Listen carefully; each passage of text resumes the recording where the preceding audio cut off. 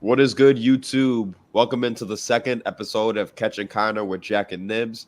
I am Jack. We got Nibs to the side of me right here, and down below we got King Felix G, proud owner of ITR Boxing. He's in Vegas right now for Fight Week, joining us. So, fellas, what's going on? We had a big fight. We got some more big fights coming up. So, hell of a week for boxing, without a doubt. Yes, sir. Fight week. You can feel the vibe out here. It's definitely live. I'm loving it, man. Cheers to everybody out here, and cheers to everybody. And emphasis on proud owner, because ITR is where it's at, baby. Like it's the Wu Tang of boxing, man. We taking over. Wu Tang is for the kids. Yeah. Look, man, it's good to be back with you, Jack. You know what I'm saying? You know, we soon to be the #1 show on ITR Boxing. You know what I'm saying? It's the takeover. We're not worried about them other guys. What's the mother? I don't even know what the name of the other show is. Yeah, let's go. The A show is called The Boxing Shop on Monday nights at 9 p.m. Pacific, 12 a.m. Eastern Standard Time. Make sure you tune into the A show. You guys don't have to watch that. Anybody watching? No. Nobody pays attention. Hey, all I know is right now, I don't know if we have an A or a B side. I think we both got 1.1K views. So, successful week, but it seems like we're dead even right now. So, we might have to figure out the A and B side in these next few weeks. Jack, you being nice. We did that with no pub. I just want to point that out. Yeah. You know what I'm saying? I'll give you that. I'll give you that. You guys did that with no promotion, just shot it out there. So I'll give you that. But like you said, Jack, we're neck and neck right now. So the ratings war is going to be fun. Yeah. Hey, no matter what happens, ITR wins at the end of the day, boss. Exactly. Right. 100%. What's good, fellas? Oh yeah. Before we get too in depth, if any of you are out here in Vegas, hit me up, Instagram, pick up your fight tee. It's official. You see all the top welterweights on the bottom right there. I only got a few more left. Holla at me. Hit us up on Instagram, ITR Boxing. You'll be able to catch me and meet me at MGM Grand or something. We'll link up, and I got you. Definitely. I only have large and extra large left, so make sure you get those in quickly. Yeah, without a doubt. I know I'm gonna definitely be 1-1. Like you said, if you guys are in Vegas, take advantage and cop one of those because it'll be one of those things that'll be cool to have. So, first thing I want to talk about is the fight that we had on Tuesday between Naoya Inoue and Stephen Fulton. Fight that I think we had all picked Inoue. It's Felix who might have picked Fulton, but even me and Nibs, when we were on here, we had said that we picked Inoue, but we weren't really sure exactly how it was going to go. I figured that we would see Fulton have a lot of sustained success to win a few early rounds, and then it would determine how he dealt with Inoue's power. But I mean, shit, that was just... For me, I've only been a hardcore boxing fan the last few years, but to me, that was the best performance I've honestly seen live, just from watching on TV, just the way he was able to even outbox the boxer in Fulton. To me, I knew in that first round when Inoue was throwing that jab to the body and the jab upstairs on the taller and longer Fulton, to me, that I knew right away that it was going to be a long night for Fulton. So he still gets a hell of a lot of respect from me. He was still the man at 122 coming in, and he will do great things at 126 and even 130 maybe later on. But the monster is a real monster, and I think that we're looking at just a modern-day all-time great. I'm with you on that. It was I picked Fulton because I'm a huge Fulton fan. I've been vocal about him for years on this platform, and I'm just a real big believer in his skills. But man, Inoue really showed us something, and he didn't show us something against some no name or some C level or B level. He did what he did against a top level fighter, and that was just impressive as all hell, man. I wish there was more publicity behind it. I wish maybe they were a higher weight division because what he did was really extraordinary, to be honest. Look, man, let's be real. Cool Boy Steph is still my dude. I still love that guy. I want to show respect and love for both of them for making the fight, right? Like, we got an elite fight with two elite guys when we wanted to see it, right? We didn't have to wait 5 years for this to happen, right? So, hats off to both dudes for making this fight happen. Hats off to Cool Boy Steph for taking the fight because he didn't have to. You know what I mean? In a way, was moving up to his division. He could have made him wait out, fight somebody else, lower on the totem pole than him. And he said, fuck it, let's go. It didn't go his way, right? And for all the reasons we talked about last week, but one thing I do want to say, a lot of people have been out there kind of trying to put, shit on his name a little bit, talking about, oh, he's overrated. He was, he's not on his level, et cetera, et cetera. He might not be on Inoue's level, but he's not overrated. Cool Steph is probably one of the, if not, arguably one of the best boxers in the sport right now, pure boxers in the sport right now. He just so happened to run into an all-time great in Inoue. And I think Inoue is proving that every time he moves up. He's beating the guy in the division, and he's doing it with relative ease. He had to run it back with Donaire to kind of prove a point. But let's face it, there's after beating Stephen Fulton, who is it at 122 that you're even worried about coming close to beating Inoue? Nobody. He probably won't have competition, a legitimate competition, until he gets to like 130, if he goes that high. You know what I mean? Before he'll run into somebody that's going to give him some real competition. So, hey, man, I'm here for it. In my opinion, no matter what happens Saturday, he's a pound-for-pound champ. Yeah, I got no argument for that right now. I do want to still see how that fight plays out because, like we said before, if one guy were to just dominate the other guy, I think that this would be a better win than a Fulton. But Fulton is still basically as good of a win as you could get. And it's not just that he beat Fulton. Like I said, it's the way he beat Fulton. Even if we picked, and if people picked, even the biggest Inoue fans probably didn't see the fight going that way. It was just like to see a guy in Fulton who's been great at winning rounds his whole career to not even be able to win. To me, I had it 7-0 going into the 8th round, so I didn't even give Fulton one round. And just to show that Inoue was, and he showed when me and Nibs were on last week, we talked about that it's going to be that we thought Fulton had probably the edge in boxing by a bit, but Inoue had the edge in power by a lot. And we ended up seeing that Inoue had the edge in the power by a lot, and he had the edge in the boxing by kind of a lot too. You saw just with the jab in the first round, the way he was able to control the ring with his foot, with his just foot pressure, but he wasn't forcing it, just a nice calm foot pressure, the way he was able to use the jab downstairs, upstairs, and the way how on that knockout punch too, he's using the jab to the body for the first few rounds. And I was watching it with my dad, and I was just telling him that anytime a guy uses a jab to the body, they're gonna look for the right hand up top. It's just the easiest thing to do. You're always taught that when throwing the jab to the body to land the right hand up top afterwards. So what does Inoue do in round 8? He throws the left hand to the body, right hand up top, wobbles Fulton, then hits him with the left hook. It was basically a wrap from there. So yeah, I still think that I went back and forth with some people too. Some people were saying, oh, well, Fulton was never elite, this and that. And I just don't want it to. Let's give Inoue his damn credit, honestly. I mean, he just beat Stephen Fulton, who a lot of people had on the edge of their pound-for-pound list, had him as the best guy at 122, and he made him – like, if you had never seen the fight before, this is what I'll give credit to Nibs because he had just told me this too, but if you had never seen this fight before, you wouldn't have thought Fulton was a unified champion. You wouldn't have thought that he had all these accolades that he did because of how damn good Inoue is at the end of the day. So I do think this win will age very well for Inoue. I think Fulton will come back at 126 and be a world champion again and have some great wins. But it just speaks to how good, because we're looking at Fulton as even a great fighter, but Inoue is an all-time great. And I just think that's what the difference was in this one. Felix, What do you think's next for Fulton, bro? Like, if you were matchmaking for Fulton, what would you tell him to do? If I was matchmaking for Fulton, I don't know, to be honest, who I'd put him in there with. I would think the logical thing would be a Figueroa rematch, but I'm not sure how that would look. Like, I know that was a close fight and that was a tough fight. Usually after a loss, you want to rebuild your fighter. I don't know who I'd put him in there against, though, to be honest. It's got to be somebody that's winnable for him. I don't know. Honestly, I don't know. But I do know that he is going to be back. Some sort of tune-up. But I do think he'll be moving up, and I do see Figueroa rematch happening in the future at some point. But I think there's going to be a fight in between that.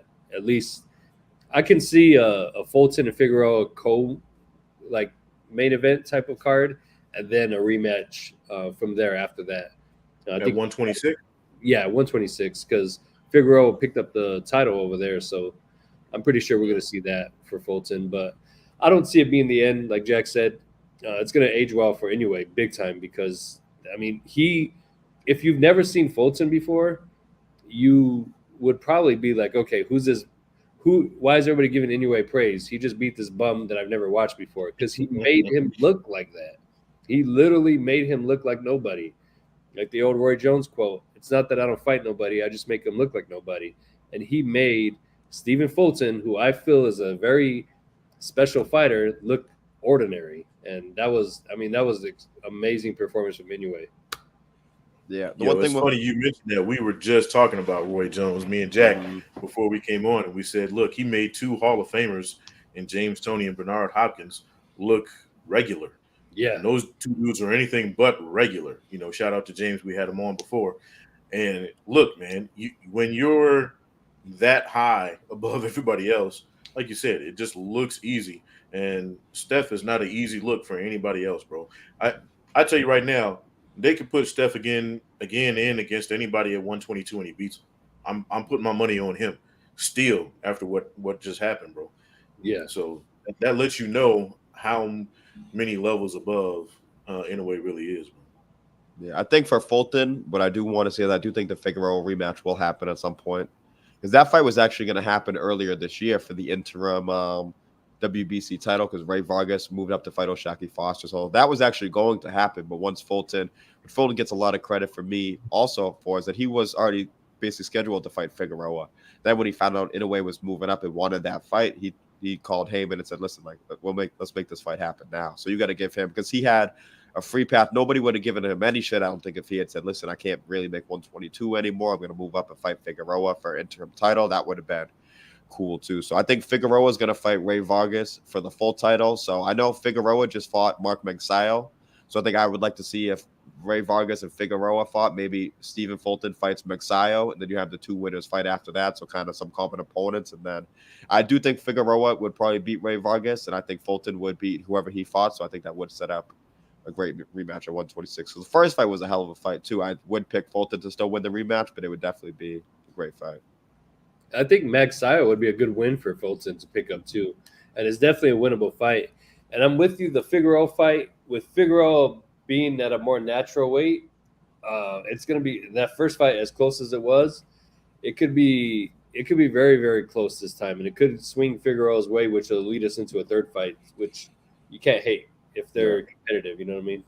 It could, and I also think Fulton has a lot of adjustments he can make in the second fight. I thought Figueroa fought basically as good as he possibly could have fought. I think he took advantage of, and that's not like he took advantage of everything Fulton gave him. Fulton was kind of on the ropes a bit more than I would have liked, and I think he stood in trade to kind of make a point with Figueroa, and he proved his point because he won fighting Figueroa's fight, but I think he could also fine-tune some things, and even if Figueroa is bigger and stronger at 126, I think if Fulton makes the adjustments, I do think that he could definitely win it. But if Figueroa does win and we get a third fight, I mean, I wouldn't be mad at that either. That would mean we'd have a hell of a rivalry. Yeah, big time. For Figueroa, I think for Figueroa to beat Fulton, he'd have to do what Inoue did. He'd have to neutralize what Fulton does best, which is really hard to do. It's a lot harder to neutralize a boxer than it is a puncher. You know what I'm saying? And Inoue completely took that part away from him. But I don't see anybody else doing that. I think that, Felix, you're right. I do think that, obviously, Figueroa was a little bit bigger and more naturally, right? So I think that second fight might be able to lean towards his way, but I just feel like Fulton would still be able to box his ears off. But I'm telling you right now, like if Inoue retired tomorrow, bro, he'd have my vote for Boxing Hall of Fame. There's just on his current resume. You know what I'm saying? And I think the sky's the limit for him. I think he can pretty much, at this point, I think it's just money fights. Like, there's no point he doesn't have to prove himself. You know what I mean? I think at this point, he can just do money fights and pretty much fight anybody he fucking wants. Yeah, 20-0 now in title fights with 18 knockouts, which is crazy because there are a lot of contenders who don't even have that many fights and knockouts on their regular record. That's just him in title fights. So a fight that I do think could be coming up soon is Robeisy Ramirez, who fought in the co-main event, scored a big-time knockout. He's the WBO champ at 126, so that would be another weight class for Inoue to go up. But do you guys give Robeisy a chance in that fight? I think he possesses some of the same boxing ability in a different style than Fulton, but I do think he has more of the one-punch pop and the countering ability that can kind of keep Inoue more at bay. So even if you guys are picking Inoue, would you guys give Robeisy a decent chance in that, or do you think he's just running through everybody until he gets up to 130? I personally think he has a decent chance. It just the I'll take it back to Ryan Garcia and Tank Davis. Like, he's got the skill set without a doubt. He's got world-class skills, but the experience against other world-class fighters isn't there yet. And that's the only thing that I'm afraid of. Other than that, he's got everything else to make it a competitive fight and a winnable fight for him if he follows a good strategic game plan. But just the experience against that top competition is what's missing. Yeah, Felix pretty much just took away what I was going to say, and what I would add on to that is that I'd like to see him fight somebody else at any that A side level, right? Mm-hmm. I'd like to see Robeisy fight another guy before I give him, before I feed him the Inoue, essentially, right? If he can beat another world class guy, hey, sign me up all day. I think right now though, it would be easy work for Inoue. I think the only chance Robeisy has, as great, again, I'm a fan, right? is as much of a fan as I am of Robeisy, I think the only chance he has is to catch Inoue slipping, because he does have knockout power in both his hands. I just don't see that happening. I don't see Inoue, getting slept by anybody anytime soon. So I think it would be easy work right now. I think if you give Robeisy one or two more fights, again, like Felix said, against some top tier guys, then maybe. But yeah, I think that experience, because he's been fighting nothing but world champions or guys around the world championship level for, like you said, 20 plus fights.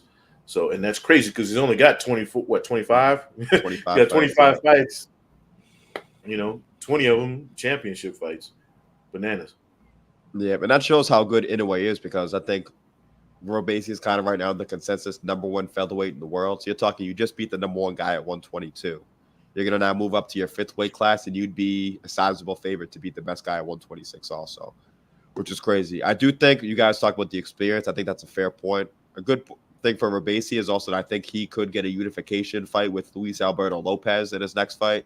Luis Alberto Lopez is going to fight Joet Gonzalez, and Joet's tough, but I expect Lopez to win that fight. And Lopez is an awkward guy who hits hard, so it would be against a good. I mean, he's not Naoya Inoue by any stretch, but I think it would be a good preparation fight, because I think I would have to still favor Inoue in that fight. But I think if Robeisy does get a fight in against Lopez, and if he looks good in that fight, I think this could be a much more competitive fight, at least than the one we saw on Tuesday. Go ahead, Jack. What'd you guys think about? So, Nibs, I know you saw Dibs. I said Jack. My bad. I meant Dibs. Go ahead, Dibs. Nah, go ahead. Well, I was just gonna say, so Nibs, I know that you saw Robeisy's fight on Fix or stuff, but what did you guys just think about Robeisy's performance overall? The guy he fought was clearly not on his level, but he was 11-1 with 10 knockouts, and he was an two-time Olympian and Olympic medalist. So he didn't have as many fights, but he did have a ton of experience. So what did you guys think about his performance overall? Because to me, I thought it was absolute dynamite. It was great, bro. I thought the dude's eyes were closed for like half the fucking fight. I know that's bad, but other than that, nah, man. I like you said, I don't think the dude was on his level. I think he had a better fight against Nova. You know what I'm saying? Or Nova had a better fight against him than this guy did. He was at least trying to win. It looked like this guy was just in there going through the motions. I think he seemed kind of robotic, I guess is what I'm trying to say. You know what I mean? He didn't really seem like he had a good flow, and Robeisy ate that shit up. You know what I'm saying? So I think it was a good fight. Obviously, where you got to consider where he's fighting. That's why he had the opponent he did. But, I can't wait for him to get back to the States and get somebody, worth watching. And again, put him in against somebody on his level. If not already there, and see what happens. Yeah, but I thought it was a good win. I thought it was a good quality win, bro. Definitely. I mean, as we always go back to, Erickson Lubin said it best: treat a bum like a bum, and Robeisy definitely did that. He did what he had to do, and then some. Like he handled business the way he needed to, and that was a great performance from him for sure. Yeah. Anybody who's a fan of him should have gone home happy that night. Yeah. How about this new Cuban style that we're seeing too? Because I've always appreciated the Cubans, and I even like watching Andy Cruz. I can see why some people wouldn't, but when you have the Robeisys and the David Morrell, those guys have combined that because those guys can still outbox and beat guys in 10-0 or 12-0 stinkers all day long, but they're showing that they can kind of step up, use their power, and get these guys out of there. So I think it is great for just the Cubans are widely respected in the sport anyways, but now if you bring that casual appeal to it too, so I think those guys are as talented as you can get, and it's good to see those guys kind of work with those things and really stepping into their power and stepping into their just a more of a pro style too. Oh yeah, definitely. And guys like David Morrell, they're accelerating at such a fast pace too. Like they're less than 10 fights and still they're already included within the conversation of the top 5 guys in the division. It's exciting because any Cuban fighter any Cuban, Puerto Rican, Mexican fighter that comes up through that system, right? They're going to give you certain things you already know they're going to have, right? Because that's just the system that they're fighting through. But then, the thing about the Cubans is the knock against them most of the time was they don't have a lot of pop, right? You get a couple of guys who come through that system and now they can put people to sleep. Oh, bro, that's showtime right there. You know what I mean? That's put that shit on Broadway and all the big lights and all that because people are going to show up in droves to watch it. So, I think that's what the attraction for Morrell is, right? Like you said, Jack, he can box the shit out of people if he really wanted to. You know what I'm saying? And do all that pity pat shit. But he's out there sleeping dudes. I mean, he had he's always got a contender for knockout of the year because of the way he's knocking people out too. That shit is vicious, bro. And I think that's why a lot of people have him at the top, either near or at the top of that division is because of his abilities. Because you know what he can do. But what he is doing is just as impressive as what we know he really could do if he had to. So, shit, sign me up, bro. And I think you're going to get more of those, right? I think you're going to get more of these Cuban guys that are sitting down on those punches because they realize, hey, the big bucks are there. If I can put some guys to sleep. Yeah, even a lot of the last generation Cuban guys who are still around a bit, like Guillermo Rigondeaux, Erislandy Lara, those guys could really punch too. It's just that they didn't sit down in their shots as much. And even Rigondeaux, which I still love watching because I'm a real purist and I like seeing boxing at the highest level. But I can understand why guys wouldn't love seeing it because he will kind of wait and said he'll crack you with that left hand as soon as you come in, but he's going to wait for you to come in. And also those guys are realizing, okay, well, when I come in, I'm getting cracked with the left hand. So then it kind of makes them hesitate more. So it is good to see these guys really kind of going deep into their offensive backs. I think they've always had the ability to do it. And it's going to be harder for some people to kind of ignore them now because I thought they've always had some of the best fighters, and it's a lot harder now to kind of push them to the side if they're really kind of showing it also. Yeah, I mean, it's kind of why people fell in love with Gamboa back in the day. You know what I'm saying? He had the Cuban style, but he was able to put people to sleep, early on until his chin got tested. We realized he had, glass jaw for, some of those, bigger fights. But it's the draw, right? You get a guy with elite level boxing skills who can, bang. Hey, bro, sign people, pull up for that shit. Yeah, 1,000%. And that was a thing. Gamboa would kind of fade under pressure in those elite level fights, and he kind of got hold out, I would say, in those top level fights because he was used as food for elite level fighters, and he was used over and over and over and over again. That's a whole nother story, a whole nother conversation for another time. But yeah, Gamboa. That's an interesting tale right there, man. But again, early in his career, though, when he was, still on top of his division, bro, you couldn't beat him, for the first 20 fights or so. You know what I'm saying? He was he was kind of unstoppable. When he was at 126, he was a bad man. He ended up all his losses came at 135. So, but at 126, he's been at 130 for a little bit. Yeah, he was the truth. Yeah.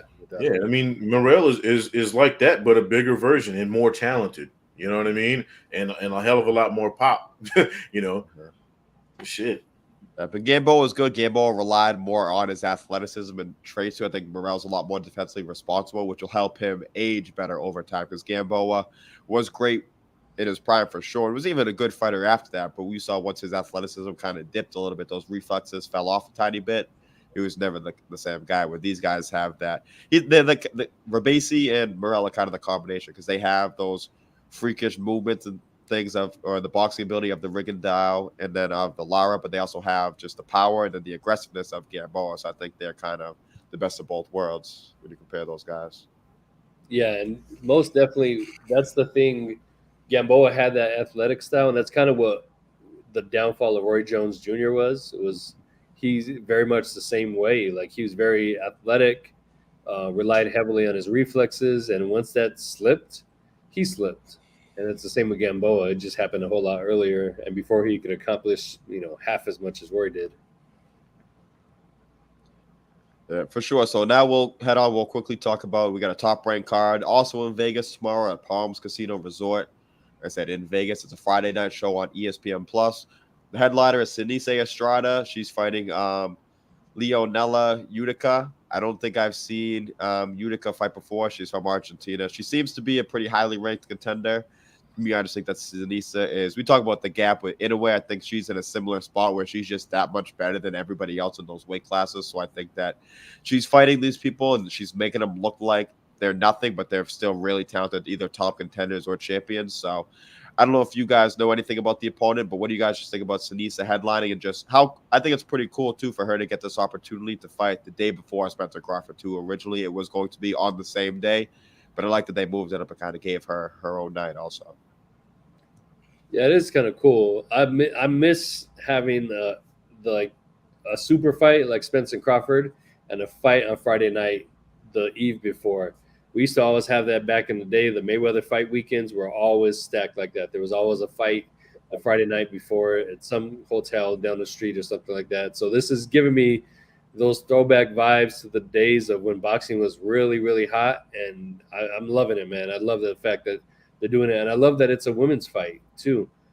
They need more spotlight on them. And what a perfect weekend for them to get that shine. People are already excited for Spence and Crawford. So, it's like Christmas Eve. Let me unwrap one gift first. Mm-hmm. Here's the first gift, Senisa Estrada. And that's what we're going to get Friday night. I know absolutely nothing about Senisa's opponent, but I will say this, right? To Felix's point, and again to add on, is women's boxing, I think, is rising rapidly because they're fighting each other all the time, right? The top girls are fighting the top girls. There's no, oh, let me fight a whole bunch of bums and build my record up. Like, a lot of the, you'll notice a lot of the top fighters have L's on their ledger, but their L's are against the other top fighters, right? And that's what people are signing up for. So I'm excited about women's boxing, man. Like, these girls are getting in there and they're popping off. But yeah, Senisa is miles ahead of pretty much everybody she's fighting right now, and I'm expecting a dominant performance this weekend. I'm probably gonna tune in just because it's her, but yeah, I'm expecting that dub. Yeah, it's the Senisa show for sure. Same thing as Inoue. Like we said before, he's the guy who started at 108, then 115, 118, and then we're at the point where we're talking he might not lose until he goes to 130 or 135. She's in that same spot where she's fighting at 105 right now, but she would beat, I think, all the champions at 108. She's already beaten the unified champion at 112, 115, and even 118. So same kind of thing where we talk about pound for pound, Dibs. You always talk about is doing it in other weight classes. They both showed the ability to go carry their abilities and kind of be that same dominant force even as they go up in weight too. Yeah, and that's my thing. Like, right now, the other competition for pound are two guys that have kind of been around the same weight class. Now, Bud can say he's pound for pound because he's moved up a couple of weight classes. Errol's kind of been, he's been 147, right? And no knock against them. They've been dominant in the weight classes that they're at. But let's face it, you know what I mean? Inoue's going up, these weight classes, and he's dominating, bro. It's in short fashion. He's doing it and moving on, doing it, moving on. And I don't think you can argue with that. It's why I put Amanda Serrano as number one on my female list, because she's been a champion in 7 different weight classes, bro. There's no other woman in boxing that's doing that. All hail to, Clarissa and, all them other girls. But I'm trying to tell you, like, pound for pound, the resume speaks for itself. Yeah, don't worry, Clarissa. I still got you number 1 pound for pound, so it's all good. And I fucks with Clarissa heavy. Like you have to respect everything that she's done, right? You know what I'm saying? She's brought a lot of eyes to female boxing, right? Her and Serrano and you know, they've brought eyes to the sport that just weren't there before. But you know, everything she did in the Olympics and what she's doing now, and pound for pound, you know, at the end of the day, she's probably gonna be, you know, well, she ain't no gonna. She is a Hall of Fame boxer already with with what she's accomplished. Like I said before, I say this all the time, bro. If she were a woman or a man, I'm sorry, if she were a man, you'd have to literally give her own bank. You know what I mean? With the amount of money that these cats would just be throwing at her promotion wise, and you know, all the money she'd be making on these fights, she'd be making $1 million already. For sure. And it's good to see that she is starting to make those bigger paydays. She spent a lot of time kind of grinding on the way up, not getting what she deserved. And it's great to see, like I said, just all these women kind of getting, because they are giving us these big fights. So it's good to see them compensated for it also, without a doubt. So not the co-main event, I should say, but another fight on this undercard that I'm really interested in is someone I've spent a lot of time with in this camp. But Abraham Nova is back in the ring. He's fighting former IBF world champion Jonathan Romero, which is a pretty high stakes fight because the winner of this could be getting the title shot potentially next, either a title shot or a big fight coming up. So what do you guys think about Abraham Nova in this fight against Jonathan Romero? Even I saw that he told me before, but he had the mascot up at the weigh-ins. He's got the beard back, dyed blonde again. So he's ready to go tomorrow night to put on a show and make a big statement, I think. I don't know too much about his opponent, so I can't really speak on how I feel about the pairing of them. But I mean, it seems like it's going to be an Abraham Nova night. He's not going to travel across the country to have an off night at all. He's not going to come this far to just come this far. You know what I mean? So I expect a good showing. And on this weekend, he's definitely going to want to show out for sure. You obviously had more inside info, so you can probably give us a better idea of what to expect. But I fully expect Abraham to win. I mean, look, me and Jack were talking about this before, right? The dude's 35-1, but his record is thin. You know, his last loss was back in 2013. He got stopped by Kiko Martinez. You know, but he hasn't fought anybody on that level since. You know what I mean? He's been fighting bums, bro, and he's got a good record, but he hasn't fought anybody I'm really worth, or beaten anybody worth a damn in a while. So I'm fully expecting. I mean, I was high on Nova before the loss. I'm still high on Nova. I think he's got what it takes to be a world champ someday. So I fully expect him to get rid of this dude in easy fashion, to be honest with you. Yeah, but it is a big fight for him. He was coming off the Robeisy loss, and he took the Adam Lopez fight, which Adam Lopez is one of those guys who's always game. And if you're not at that world championship level, Adam Lopez will beat you. So I think that was a great fight for him to come back and have. And I do think that for this Romero fight, I think that even Nova had told me, we have an interview on ITR. So if you're already on the channel now, so just go in our videos. I had a recent interview with him. I'll have an article up later tonight talking about the same thing and previewing the fight. But he had said that Romero has the experience overall. He's been around a bit longer and has more fights, but Nova feels that he's fought the better opposition. Like he's fought Robeisy Ramirez, he fought Adam Lopez, he fought William Encarnacion, who is an Olympian, he fought Avery Sparrow. He's fought these name guys, and he thinks that will be that, along with just his physical strength, his athleticism, because Romero was a former world champion, but that was also at 122, fighting at 130 now. So Nova thinks that those things will be the difference. And a win's a win at the end of the day. Obviously, if you win by decision, that's still fine too. But I do think that a stoppage would be a great statement for him to make too. I guess a solid vet. Without a doubt. I think on this weekend, if you're fighting televised, you want to show out as much as you can. So I think he's going to go for that stoppage without a doubt. Yeah, I mean, a good dub here puts him right back in the picture.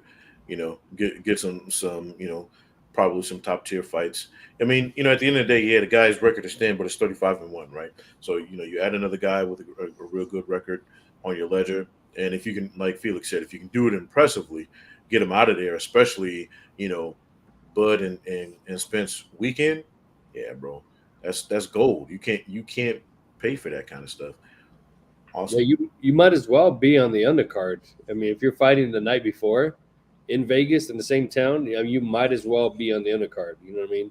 And it's televised. Forget about it. You gotta try to steal the show. If I'm a fighter fighting on either one of the cards, that's my entire agenda, is making sure I'm the star of the weekend. You know what I mean?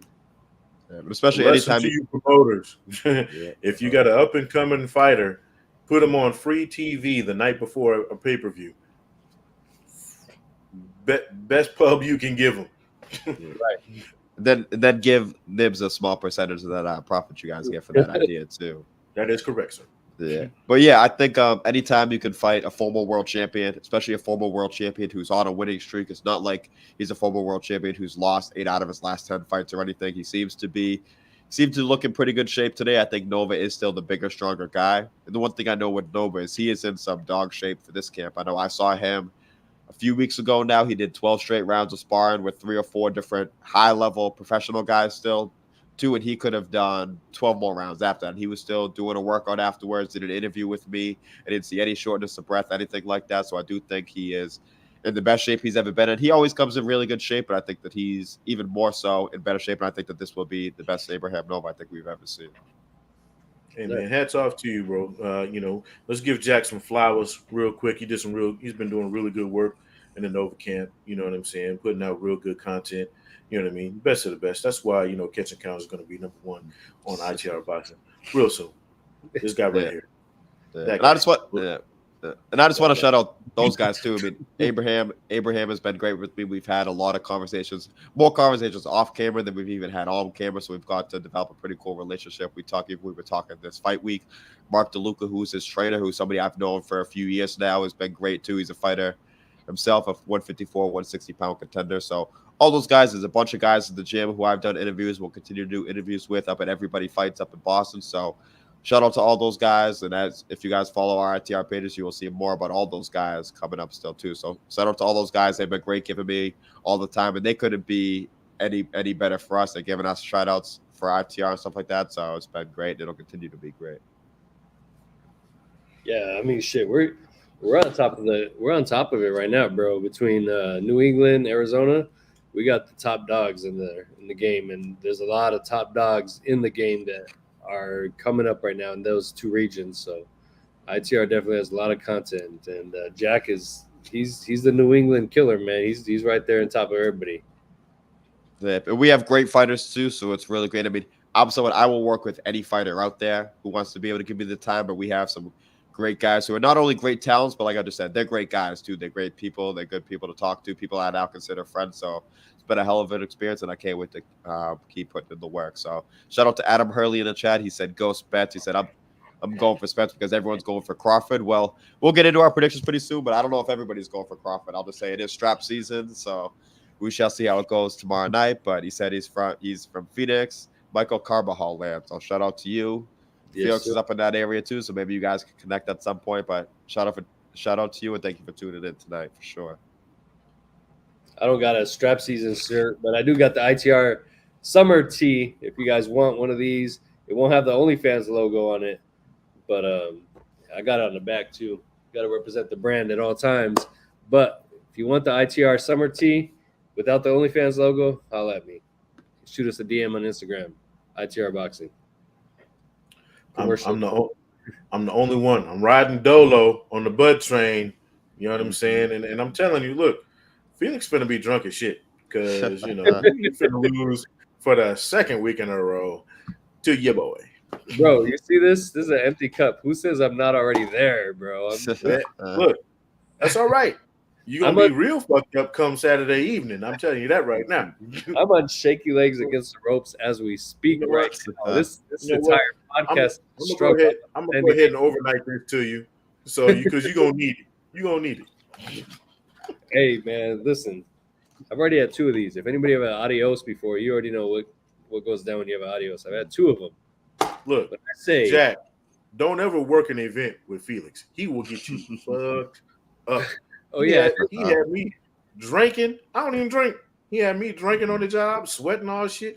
I mean, We in Arizona. The event's outside. You got me drinking? Shit. And that's how you earn your stripes, Nibs. Yeah. I think I Yeah. made him drink 2 adioses before we worked the event. Mm-hmm. Before we even got started. Ain't that some shit? Yeah, that is. So as we can tell, Felix, I think it's definitely ready to get into this main event for sure. On Showtime, we'll talk about quickly. I just want to run through the undercard. So the co-main event is actually Andres Cortez and Xavier Martinez, 130-pound fight.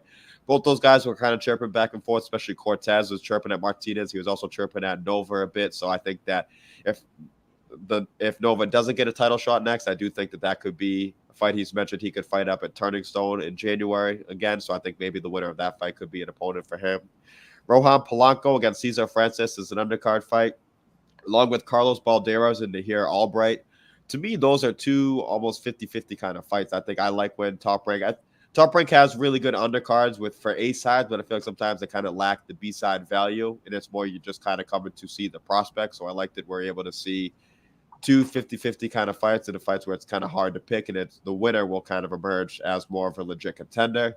Dante Benjamin's also on the undercard. Charlie Sheehy, who's a friend of our ITR program, who's someone I think has a really bright future, is on the undercard also. So anything stick out to you guys on there? Or do you guys want to head right over to Showtime? Because I know obviously that's where the big stuff is at this weekend.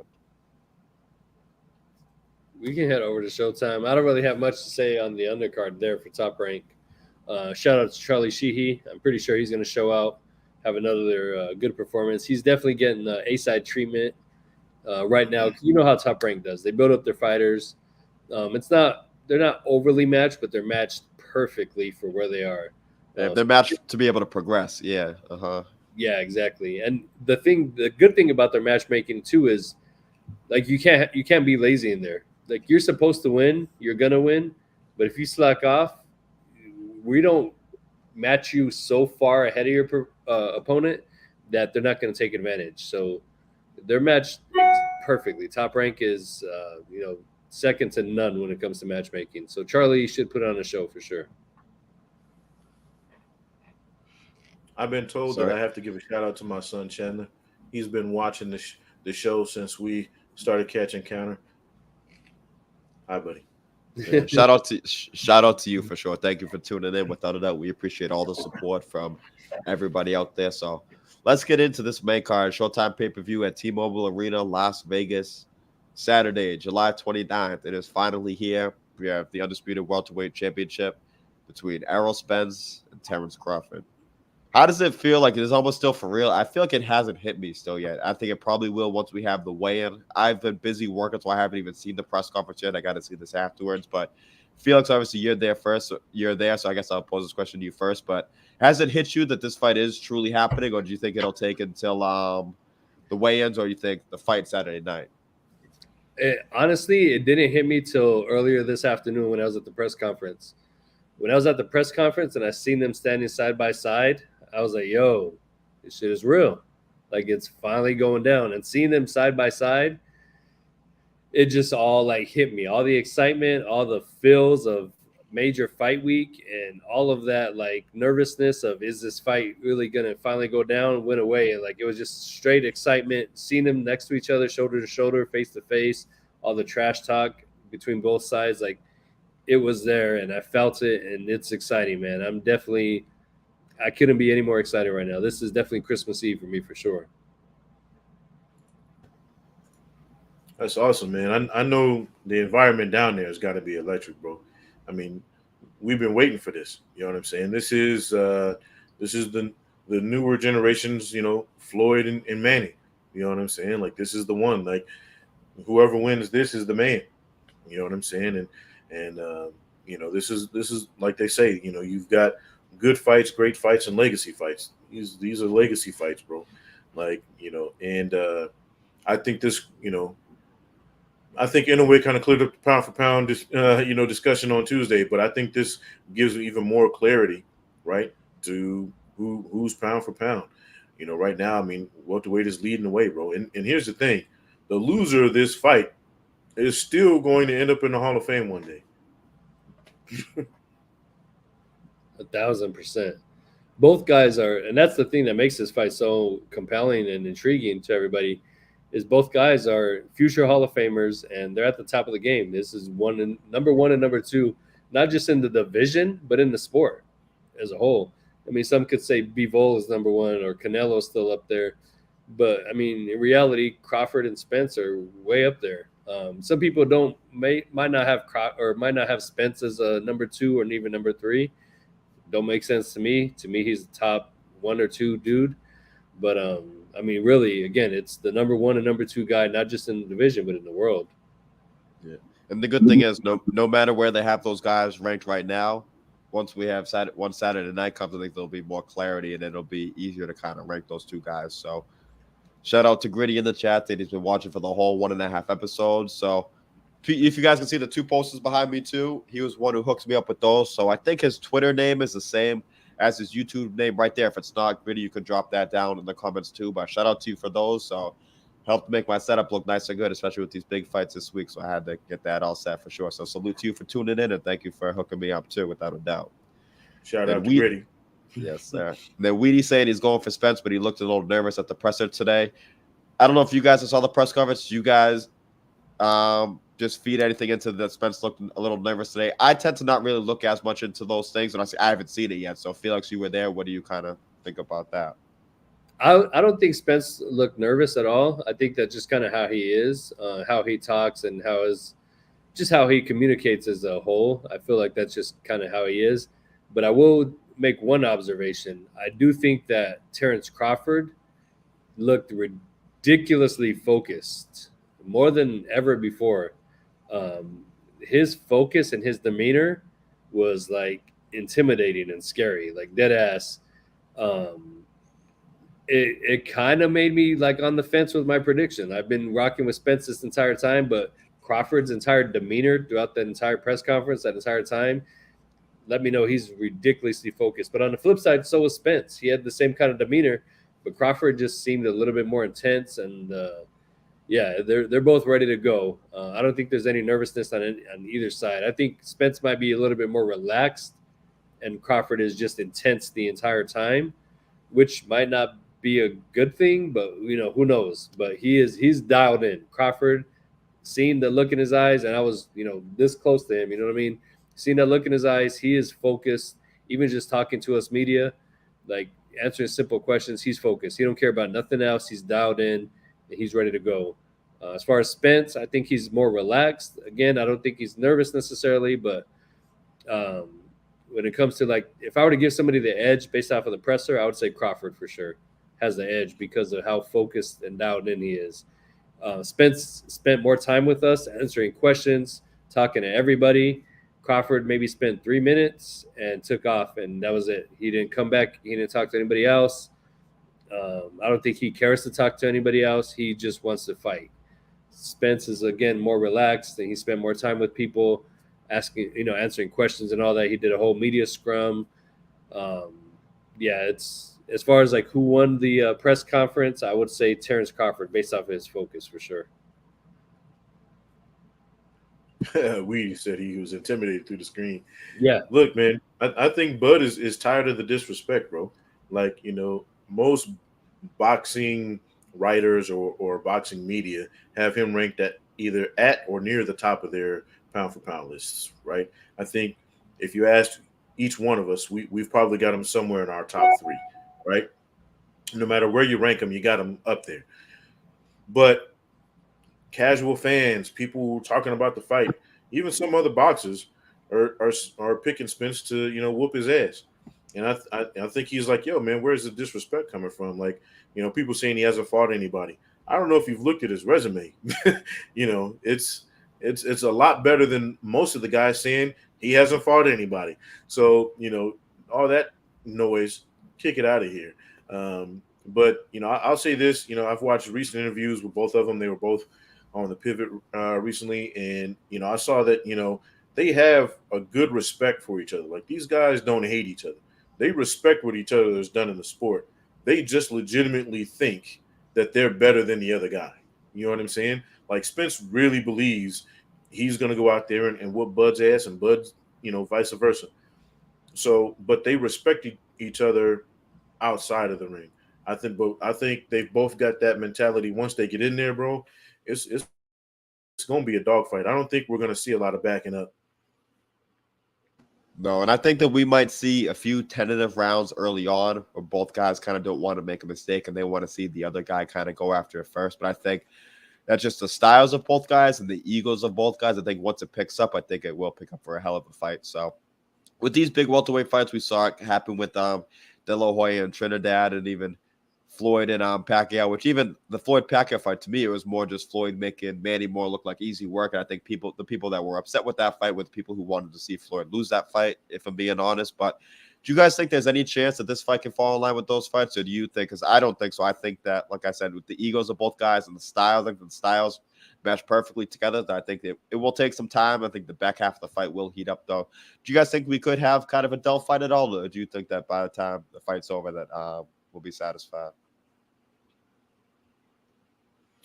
I mean, if though you mean a boxing exhibition, then that's possible because again, you're talking about two elite level fighters. These guys aren't just great knockout artists; they've got elite level boxing skills. So could it be a snoozer in the fact that neither one of them can land too much on the other person? Maybe, but I don't see that. I think they're both dogs, bro. I think that they both want to get in there and prove a point, and I don't see. Unless one of them gets hurt badly early on, I don't see this being a snooze fest, bro.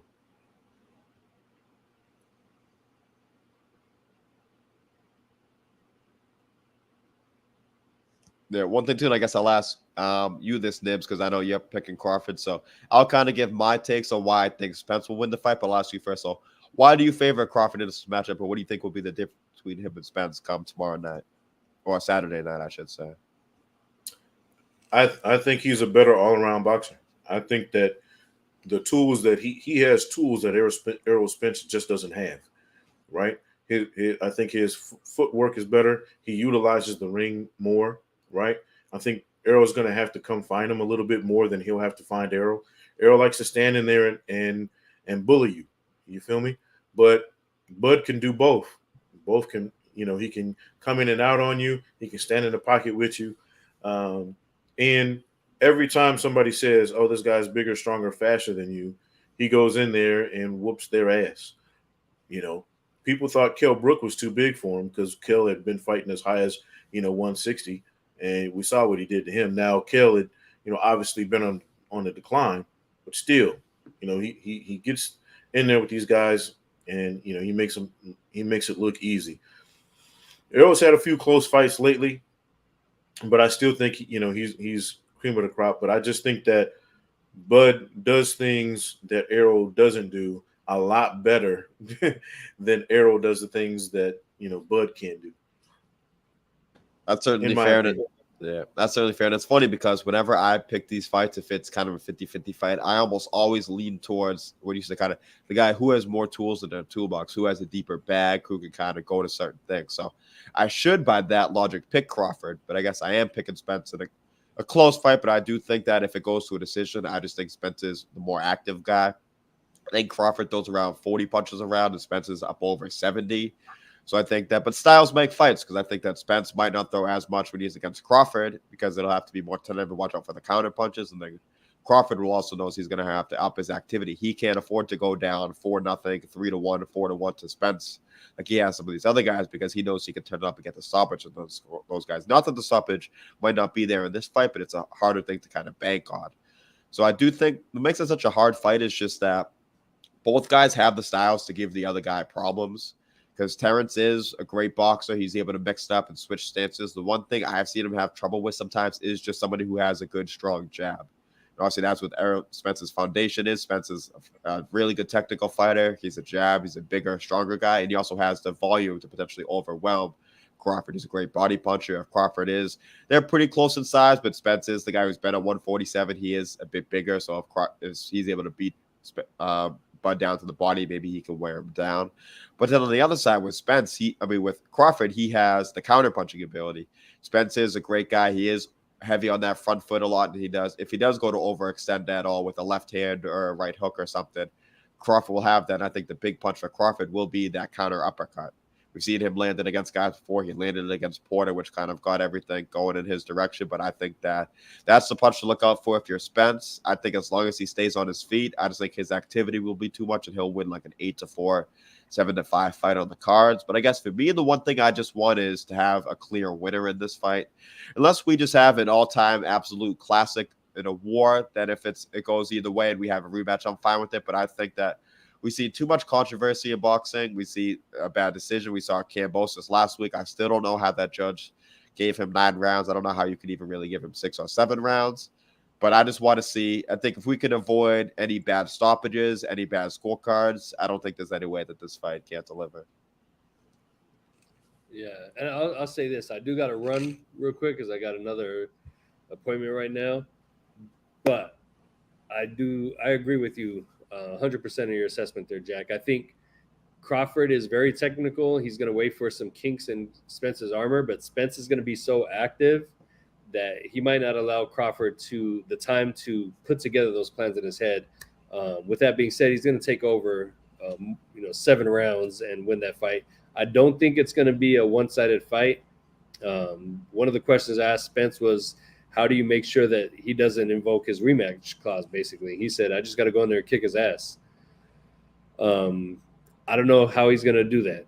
I don't know how either one of those guys would do that to prevent a rematch. I think no matter what happens this weekend, we're going to see a rematch. So just be ready for that, I think. And I think it's going to be a close fight. These guys are at the top of their game. I'm still leaning towards Spence, and he is the A side. There was somebody asked the question too. He brought up a good point. Spence is the A side as far as the promotion goes, but he's the B side when it comes to sports betting. So there's also that dynamic, which is very intriguing and interesting because you don't see that very often in this sport. So it's going to be fun, and be curious how it plays out when it comes to politics. You never know what really goes on behind the scenes, but I fully expect the rematch clause to be invoked on either side. Even if we get a quick blowout knockout or something, I still expect there to be a rematch. Unless we have a straight shutout 120-109 type of card on all 3 cards, there's going to be a rematch. And with that being said, I got to go. But it was fun chopping up with you boys. Make sure you tune in Monday night. And then, hey, I don't know if you guys are down for it, but we should probably do something Saturday night or Sunday afternoon. Just a quick, the whole crew, the whole another ITR Super Show. If you guys are up for it, yeah, I'll be around. Make sure you have 4 clean shot glasses, sir. Yes, sir. I got you. For those that don't know, me and Felix bet 2 shots that Inoue would beat Fulton. He lost that, of course, because I was right, as usual. And then now we've doubled up. So he's picking Spence. I'm taking Bud. So if I lose, it's a scratch. But if he loses, Ric Flair, baby, the straight 4. Hey, last thing I got to say before I go, Gritty, hit me up. I need some of them posters that Jack got behind his wall, man. This ain't my house, obviously, but I need to put them up too. But yeah, that's it. Y'all keep entertaining the fans, and I will chop it up with y'all later. We will. All right. Thanks for tuning in. Stay safe and enjoy Vegas. Yes, sir. Peace. Yeah, so we'll look at some of the comments that we have really quick. I think some of these comments were some of the same things I was seeing. That Bean says the first few rounds would be a sleeper. Then as soon as somebody lands big, they'll start going at it. There's another one up here. Yeah, Weedy said after the first few rounds, one of them will pick it up. I think with both those guys, with the ego they have and the style, anytime those guys have been in fights with as soon as they start getting hit a bit too much, they both turn it up. I think we've seen Crawford do that when Mean Machine caught him, when Porter caught him with a few good shots. Benavidez caught him with some good shots, and as soon as he was like, okay, he's kind of felt it a little bit, that's when he turned it up. Even Spence, we saw his last fight when Ugas pinned him up against the ropes. When Spence thought he lost his teeth for a second, kind of didn't know what was going on. He came in that next round and almost knocked Ugas out and broke his orbital bone in that round. So I think both the guys have the egos, and I think that as soon as one guy starts to put it on the other guy, that the other guy will kind of turn it up and try to match that level. So do you think that could get either? Do you think that would be a smart thing, or do you think that could also get one of these guys in trouble? Let's say Spence or Bud is kind of starting to put it on the other guy, and the other guy kind of tries to just match and tries to kind of go for the kill right away. Do you think that would kind of be a mistake, or what do you kind of think on that? I think both of their boxing IQs are too high for that to happen. To be honest with you, I think they both and I think they both completely understand who the other person is. Right now, you can try to go in for the kill, obviously, because they both got that in them, to finish your guy.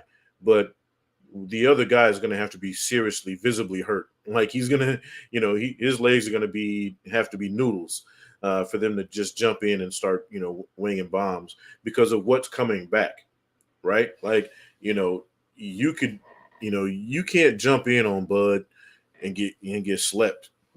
Same thing with Errol, right? Bud knows if he gets him hurt and he comes rushing in, he could be the one picking his mouthpiece up off the floor. So I think that they'll both be smart about what happens if they do get one or the other hurt. But I think that, to be honest with you, I think it could turn around to be a slugfest at some point. I know a lot of people kind of feel like it's going to be a snoozer because of how high level these guys are, right? And that tends to play out just like people are saying in the chat. There's going to be 4 or 5 rounds before they really get going because neither one of them wants to to take that risk. I'm here to tell you, man. I think we got some Hagler Hearns type shit getting ready to pop off. I think these dudes, they really want to prove a point. They both have dog in them, right? I wouldn't be saying this if it were 2 other guys. I think these dudes really want to get in there and let their balls hang, bro. I think they just gonna get in there and start slanging punches. Who was it? Weedy said that. Yeah, once somebody lands a punch, but I think it's going to be earlier than the 3rd round. I think 1st or 2nd round, somebody's going to take a swing, and get somebody caught, and be like, "Oh, okay, all right," and then it's on and popping. If this fight is even a quarter of what Hagler Hearns gave us, I think we'll have a hell of a fight. And I do agree. I think that both those guys kind of have. People talk about all these new school kind of fighters. Both those guys, they have that old school kind of chip on their shoulder. You can see it when they have these interviews and stuff. They're not crazy trash talkers, but they're also not passive guys too. They're very they're very real dudes, and that's why I like and respect both of them. I think too because they have that old school kind of mentality. Not huge trash talkers, but they're also not going to sit there and take things either. Bro, I mean, look. And we were just talking about pound for pound, right? I think if you take both of these guys and they give us, like you said, the Hagler Hearns type of fight, that's the only way one of them ends up number 1 in my opinion, pound for pound at the end of the weekend. But I think they both want that. I think they both want to be the man in boxing. I think they want to put a rest to it, right? They don't want to settle for having to go to the judges. I think these dudes want to get in there and legit beat the shit out of each other, bro. And then go get drunk with each other afterwards. Like, I think that's the kind of, what I mean? That's the kind of vibe I get. These dudes, win, lose, or draw, these dudes going to be partying afterwards. You know what I mean? Well, of course, unless somebody has to go to the hospital. Yeah. It is funny, though, because I kind of think the same thing. It does seem like these guys, like they do like each other a bit. Like, clearly they can both kind of throw all that shit out the window once the bell rings, and they'll try to knock each other out. But I do think they both respect each other, and I do think that they will kind of have some sort of relationship after the fight. Because you can tell they both kind of get a kick out of doing the whole build-up with each other and stuff like that. Adam Hurley left a few more comments saying he can't really get into Inoue because he's too small. Once they start getting smaller than 130, he can't really get into it. Said that boxing needs to lower the weight classes to 10 for the common fan. Too many weight classes. He thinks it should be like 110, 120, 130. I see a point with that. I do think that I've kind of really been able to these last few years get into these weight classes and figure out the top guys in each fighter, but it took me some time. At first, I was more of a casual fan. I didn't know much about those lower weight classes, but I think that the more you get into boxing and the more you learn about those lower weight classes, I think the more you will be able to get into it. I think that Inoue is the perfect guy to start with. I mean, he was one of the only guys before that I knew in those lower weight classes. But then you start to see his fights. You start to see the other guys in the division, the guys in the division above him, division below him. We got Bam Rodriguez, Sonny Edwards. We got RC Inoue we talked about. So there's a decent amount of guys there. So I think that's a lot of people, I think, share that same opinion. But I think the more you look into it, I think the more that I think you'll be quite satisfied, I think, with what they got down there. Yeah, I mean, there's a science to the weight classes. I don't know what it is, but there's a science to it, and it's been working for years. I'm one of those guys. Hey, if it ain't broke, don't fix it. I will say this though: some of the best boxers, period, not just currently, but period, come from those lower weight classes. You know, we had Chocolatito for a while, Nonito Donaire. We were just talking about him, a guy that, lost to, Inoue twice, but, has been dominant. I mean, Inoue beat Donaire twice, and Donaire is, has gone on to be a world champion after fighting him. So, that tells you everything you need to know. And again, he's going to be a guy in the Hall of Fame. Manny came from there. Floyd started, hella low. A lot of guys build up, from those lower weight classes, and they start putting on a show. So, I pay attention to all of it just because I'm a freak. I love boxing to death. I watch all the. I even watch cruiserweight fights, and nobody watches them. So that'll tell you everything you need to know about me. But yeah, I mean, for the casual fan, yeah, most people aren't watching those lower weight classes, which is a shame. If you like punches and bunches, which most casual fans do, watch those lower weight classes. I'm trying to tell you, watch Telemundo. They have them all the time. There's like 1,115-pound fights going on, and these guys throw like 1,000,000, punches around. So if you like punches and bunches, you like knockouts for the lower classes, I'm trying to tell you, they happen all the time in the lower weight classes. You brought up a good point too, because there's not many boring fights in those weight classes either. You might not have a ton of knockouts, but those guys are swinging punches from the opening bell. Like I said, if you're a casual fan, I think you can definitely appreciate that. Got a few more comments. We got my dad in here, one of our top fans. Says, as Nib said earlier, they both think that they're the better fighter, and each will look to prove their point to the world, which will lead to a great fight. I think they probably will. I hope so too, because I think that if we do get a fight like that, I think, like I said, with the skills, the styles, and then the egos of both guys, neither one is going to want to let the other guy get the best of him. And I think that the egos, most importantly, will probably lead to it being a great fight. Yeah, bro. I don't see. I don't know. And there have been a few times where I've, we get a mega fight, and I'm like, I don't know. I don't think this is going to go the way people think. I think this is the reverse of that. I think people are kind of expecting this to be kind of a chess match. I think these do. I think maybe, we might get 3 rounds of that, 4 tops. But I'm trying to tell you, these dudes are going to be in there throwing punches, trying to take each other's head off.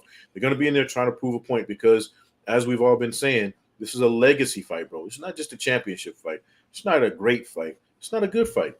This is a legacy fight. These are different.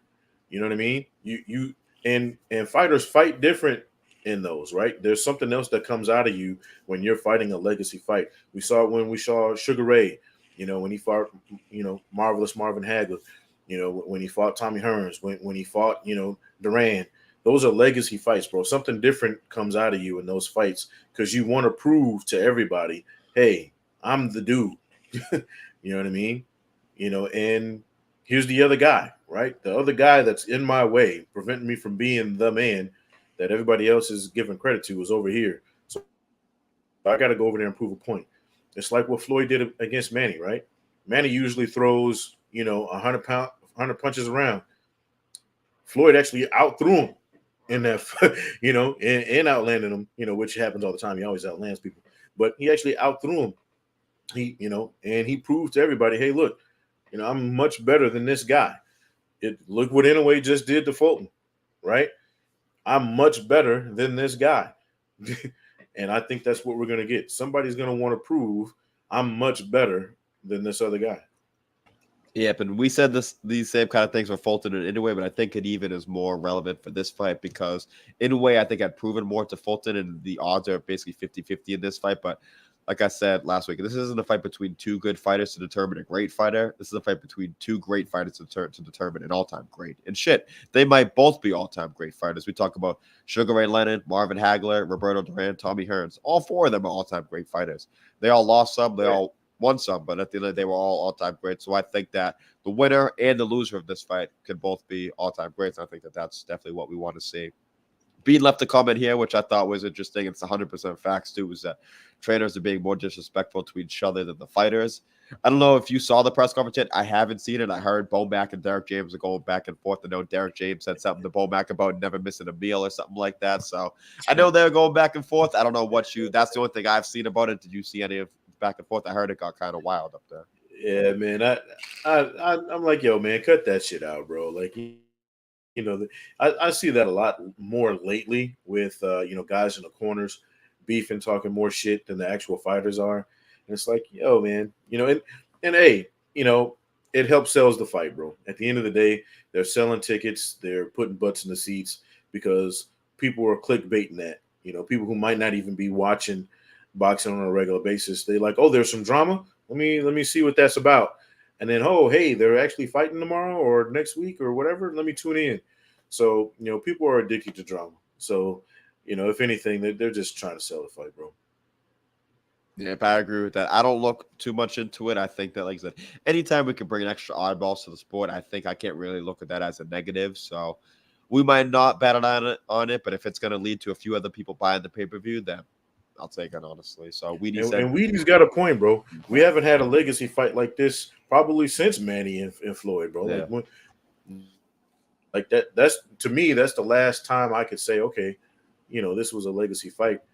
Unless I'm missing one since then. No, I think this is a bigger fight, but I think Canelo Triple G was kind of that. I think this fight's a bigger fight, but I think that's the one in between that was kind of. I mean, Ward Kovalev, I think in boxing was, but Ward and Kovalev didn't have that same outreach to, I think, the casual fans and stuff like that. But that was the same kind of level legacy fight too. But I think that this is definitely at least on the level of those. And I think even a higher level than those ones. Yeah, I think this was even a higher level than those ones. Yeah, sure. Especially Ward Kovalev won like that, because it was like, we hadn't seen it before. The second one was more of a legacy fight for Ward than it was Kovalev. You know what I mean? But yeah, the first Triple G and Canelo fight, which I think Triple G won, in my own personal opinion, I mean, you can't get much better than, and that was a great fight, bro. Yeah. That was a great fight, by the way. So, I mean, if we can get something even on that level, shit, I'll take that. Yeah, I like those first two fights were great fights. The third fight, I like to forget and pretend like it never happened, but we did have two great fights. And if Spence and Bud could give us one or two fights like that, then I'll be down for that without a doubt. Yeah, I mean, my son Chandler loves trains, right? You got two high-speed trains running at each other, bro. So it's bound to be, something explosive is going to happen come Saturday. That's the way I look at it. So, and I think that's what we're all hoping for. We're all hoping neither one of them pumps the brakes and slows down because we want that high speed impact. We want to see, that we want to see dudes get in there and back up that talk. Like, Weedy talking about. Weedy made a good point too, saying that they might be doing it because they know Errol and Bud aren't going to do much trash talking to each other. Like we said, they're still as competitive, but they're more kind of laid back in their approach. So I do think that having Bomac and Derek James talking more, like you said, just the reach to the casual fans. If the two fighters aren't going to be doing those things, or someone else is going to bring more eyeballs to it, then so be it. So we'll answer this question quickly, then we'll get into the undercard before we wrap this up. But Adam Hurley said, do you guys care at all about the Jake Paul-Nate Diaz fight? He says he's interested. I'm interested in it. I guess Nate Diaz was actually the guy who got me into combat sports when I was a kid. He was my dad's favorite UFC fighter. Well, Nick Diaz was before that. So the Diaz brothers are kind of what got me into this whole combat sports idea. I was a fan of them before I was a fan of any boxer, before any MMA fan. So I love the Diaz brothers, and they had a lot of great memories in my childhood and even as I've gotten older. But with all that being said, neither one of us are the biggest Jake Paul fans. But I think Nate might be in some trouble in this fight. I just think that he's got legit boxing skills. He sparred with Andre Ward before the Chad Dawson fight. Ward has co-signed his skills. He sparred with Regis. Regis has co-signed his skills. He was boxing before he did MMA. A lot of people don't know that. Exactly. And I forget it. Richard Perez, his boxing coach, he's done great work with. He's done a ton of sparring with a bunch of guys his whole life. But I just wonder at this point in his career, because Jake is clearly coming off the loss. This is Jake's whole career coming into this fight. I wonder how much Nate, one, kind of gives a shit about this fight, and two, is even really taking Jake serious. I hope he's taking him serious because Jake can hit hard, and Nate has a great chin, but we all know the thing with great chins, they all get cracked at some point. and he's never been in. It's still different getting hit by a full-fledged 200-pound boxer versus being hit by some of these MMA guys who they're in 4-ounce gloves, but their punches aren't nearly as sharp. They're kind of looping wide shots. They're not hitting clean. So I think Jake probably wins the fight. I would love to see Nate win the fight. I think that even some of the workouts I've seen of Nate, he could be fucking around and just trying to kind of play dumb. I see him hit the pads. He's like smoking a joint, hitting the pads, but it looks so basic and just not great at all. So maybe he's kind of just playing us all, and he's going to come in ready to go on fight night, which I hope he is. But at the end of the day, I just think that Jake will win. I want to say this before I give my assessment of the fight and my interest or lack thereof in it. I want to say that I am not a Jake Paul fan as far as boxing is concerned, but what he's done for the sport of boxing, I am a fan of, especially when it comes to female boxing. He's actually helped build, and bring some eyes to the female side of the sport. Without him, we wouldn't have got, the Serrano fight in, Madison Square Garden, So what he's done for boxing, a lot of people, I guess I'm on the other side of it. A lot of people don't like it. I do like it because it's bringing more eyes to the sport, right? And he'll do his thing, but then we'll get legitimate fights on top of that, right? He's giving us legitimate boxing, and I think he's even got a couple of guys on his undercard that are, going to be doing their thing. With that being said, this fight, I have less than zero interest in what happens with it. I don't care who he's fighting until he gets back to fighting. And I know people hate that we say this, real boxers, but guess what happened the first time he fought a real boxer? He took an L, and a guy on his same wavelength. We're not talking about some elite guy. Tommy Fury is not an elite boxer. They have, similar pro experience, but Tommy Fury's been boxing his whole life because he grew up in the boxing Furies, right? You fight a real boxer, and it's a whole different ball game than fighting these former UFC guys, these old 40-year-old dudes who don't even. I mean, what's crazy is Nate Diaz. Well, outside of he fought Anderson Silva, who's had some boxing experience, but Nate Diaz has probably got the most pure boxing experience of anybody he's fought, other than Tommy Fury. You know what I'm saying? So this will probably be the most respected guy he's fought. That is an MMA fighter, but I don't give a shit. It's going to make money. People are going to watch it. I'm probably going to put it on just because it's entertaining. Yeah, and I think they do a good job of building the undercards to kind of get the boxing audience too. I know we have the rematch between Amanda Serrano and Heather Hardy on the undercard. Shadeja Green, who Dakota has done a lot of great work with, is going to be on the undercard also. So I think that they're doing a good job of kind of combining the two fan bases. You have the Jake Paul fan base, which is more the YouTube content creator, TikTok kind of fan base. You have Nate, who has the MMA fan base, and then you have the other fights for the undercard for the boxing fan base. So one thing that they know how to do is they know how to promote a damn card. So I think they're doing a good job of that, and I think it will be a massive event. So if it wasn't Nate Diaz, I'd probably be less interested, but I can't lie. I'll support Nate and whatever he does until he decides to hang him up. So he's the underdog in this one, but I would say I would love to see him win this fight. And I think we've all thing, right? Yeah.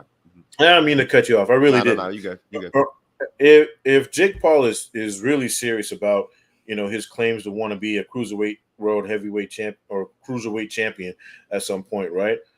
What is he getting from fighting Nate Diaz's of the world? What is he getting from fight? You know what I mean? Like you had your best test, and now you're going backwards, bro. Like, stop going backwards. Fight another pro boxer. I don't give a fuck if it's a dude making his pro debut. Fight somebody who's been doing this for a while. Start to build yourself up. You're going backwards. So it looks like to me he's literally just here to make money. You know what I mean? And I think that's what a lot of boxing purists have a problem with. He's not here to win and become a champ. He's here to cash grab. So yeah, that's what it looks like. That's exactly what it is. I think he would get a lot more benefit out of fighting journeyman type guys, but those guys might even be more of a risk than Nate, and they're not even probably a fifth of the reward. So I think that's what it comes down to. I think he does really want to become a cruiserweight world champion, and we've had battles with people on these shows talk about how we think it's crazy, and I think we see it now that it is crazy. But I think that at the end of the day, that money talks, and he's kind of in between. I think he truly does want to accomplish all those things, but he also doesn't want to take that step back, and rightfully so. I mean, everyone's about their money, and he doesn't. He's saying, well, if I can make, let's say if he's making $10 million to fight Nate Diaz, he doesn't want to fight somebody else who doesn't really have a name, who's, let's say, 20-14 in boxing for 800,000 or $1 million. So I think that's what it comes down to at the end of the day. Even if those fights would help him progress as a fighter, I think, like you said, just he's in it for the cash, just like we all are for certain things that we do. So I got no problem with that. But I do think, like I said, if he was looking to become a real cruiserweight world champion, which it's not going to happen. Sorry for all you Jake Paul fans out there, but he would want to go about this a little different of a way. Yeah, I mean, here's the thing, right? Again, like I said, for what he's bringing to the table, like you said, we're getting the Serrano and Hardy rematch, which I think Hardy's in for a rough night. Yeah, because I think Serrano's gotten even better since their last fight. Unless the miles have started to get to Amanda, you know what I mean, which I don't think they have just yet. But unless she's starting to plateau a little bit, because she's been around for a while, I see this going even worse than it did the first time. But, we are getting high-level fights on this, so I'll be interested in that. But, him and his actual fighting career, again, I have. And, again, shout out to Dakota, bro, with the work he did with Shadeja, man. Shadeja is a beast, bro. I know Weedy just pointed that out, but Shadeja is like anybody who really follows boxing. You want to see an up-and-coming female boxer who's about that business, check out some of Shadeja's fight, bro. Yeah, we always say, too, just we're big supporters of women's boxing on here, but even if you're someone who's not got into it as much and you say, oh, they don't get as many knockouts, but some of those fights are still entertaining. That's how we talked about the Serrano Taylor one, Shields Marshall, Mayer Baumgartner, but Shadeja Green is one of those women who she hurts girls and she puts them out. So if you want to see that, you want to see kind of a newer version of kind of an Ann Wolf kind of type puncher, that's what Shadeja Green is. So I think that she'll be in a big fight, whether it's a Savannah Marshall fight next, a Clarissa Shields fight. She will be in big fights, so I am excited at least that she has this opportunity. I like that. What's his name? Is it Dubois? Your little sister? Yeah, Caroline Dubois. Yeah. Mm-hmm. Oh man, she's the business too, bro. She's legit. Yeah. So Weedy said who's got some KO power for women. So clearly, Shadeja Green, I think, is one of them without a doubt. There's a few other ones at different weight classes. I think that Serrano is more of an accumulation kind of puncher, but I think she does have good power. I think that Alicia Baumgartner has pretty good power. Savannah Marshall's another one who has really good power. So I do think that there are a lot of women out there, and a lot of them have still the skills to pay the bills at the end of the day, but some of them are also adding the power with them also. So shout out to TJ in the chat. We've had TJ on our platform before saying Shadeja Green that's his chick. So we've got a lot of support for Shadeja Green. I think, like you said, any big boxing fan, if you know about women's boxing, you know about Shadeja Green. I think we all want to see her get a big time opportunity. I think that's one of the sorry about that. I think that's one of those things where, if you're a big fan of boxing and you've seen, I mean, let's face it, Clarissa Shields is, the face of women's boxing right now, right? I think you could say that safely. She's got 2 knockouts in 14 fights. So a lot of people will see that and go, oh, well, if the face of boxing is not, knocking people out, then that's boring. I don't want to watch that. Yeah, but you got to look at the girl she's beaten. I mean, she beat Savannah Marshall, who's got 10 knockouts and 14 fights.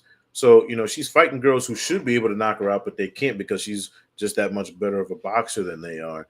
She's just not heavy-handed. You know what I'm saying? But, there are definitely some girls in the sport who can bang, bro. And I would, pretty much all the ones you mentioned, Natasha Jonas, she's got a couple knockouts. You know what I mean? So, Terry Harper, I think she's got 6 or 7 KOs, right? So there's some girls in there who can bang, bro. Yeah, there are even Caroline Dubois, who you mentioned. She's the next upcoming kind of. She's a big, strong puncher, also very sharp with her punches too. So I can't wait to see what the future holds for her. Bro, she puts them together, bro. Yeah, she does, and she's got that. I don't know if maybe she gets this from boxing with her brother, maybe a little bit, but she's got a mean streak in her. Like she's throwing those punches to hurt somebody. Like, she's not in there pity petting. Yeah, and I think she does a lot of sparring with men also, so I think you can kind of see that aspect in there too. Like TJ said, I think this is facts too. If she, meaning Clarissa Shields, had power, it wouldn't be fair. I mean, shit, it's already not even fair. I mean, we talk about Savannah Marshall, all these great champions. Fran Shawn, she already beat Hannah Gabriels, Christina Hammer. She's beaten all these great champions, and even still, a lot of Weedy also said Senesa's got decent power as well, especially a girl who's 105 pounds. She hits hard too. None of us will want to take those shots. I can say that. Yeah, no, exactly. Especially fighting this week, but with Clarissa too, she's not a huge puncher. But one thing is, I still find her fights really entertaining because she really goes for it. Even the last fight, she goes for that stoppage. It's not a lack of trying or anything like that. She is still putting the hands. You talk about punches and bunches. She's been the definition of that.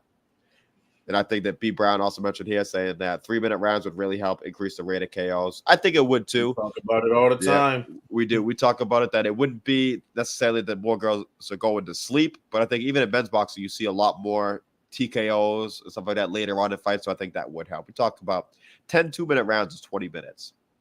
The men are fighting 36 minutes. It's basically half the fight. So if you cut these fights, if you end these men's fights at round 6 or 7, you're not going to have a lot of knockouts either because most of the fights go later on. So I do think that those are some great points that they brought up. TJ asking quickly, Jack, do you think Senisa Estrada gets the dub tomorrow? I do. I think so. We touched on the card earlier, TJ. So I think if you want to go back and check the full breakdown, I think it was right after we did the Inoue Fulton, we touched on that card. We touched on Abraham's fight and some of the undercard. But I don't know much about Senisa's opponent, but we was talking about just kind of like Inoue. It's in a spot where until she goes up 3, 4, 5 weight classes higher, I think it's going to be hard for anyone to beat her at 105, 108, 112, 115, even maybe 118. I'm not sure if anyone's going to be able to beat her. So I do think that she gets the dub. I'm not sure if it's a stoppage or if it's a decision, but I do expect her to win the fight clean. As CJ said there too, championship fights are only 10 rounds, so 10 2-minute rounds, 20 minutes versus 3 12-minute rounds, 36 minutes. And I don't think enough people realize that when they talk about the knockout difference. Yeah, I mean, I think it's, for me, it's not so much the amount of the rounds, it's the time. You know what I mean? For me, it's more the 2 minutes than it is the 10 rounds. Because I think you can get knockouts. And, you know, if they had 3-minute rounds, even if championship fights were still 10 rounds, right? You can get knockouts. You know, we see them all the time. 10-round fights, guys get knocked out. But I think there's also a different preparation, right? And I don't think people respect it enough. There's a whole different preparation for 3-minute rounds as opposed to 2-minute rounds.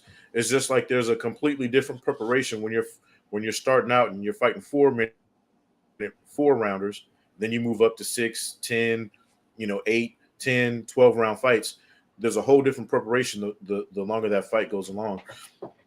So I think that it would be a completely different preparation. Then you'd have girls training different, So it's all of that adds up, bro. But at the end of the day, these women are still out there busting their ass and they're giving entertaining fights.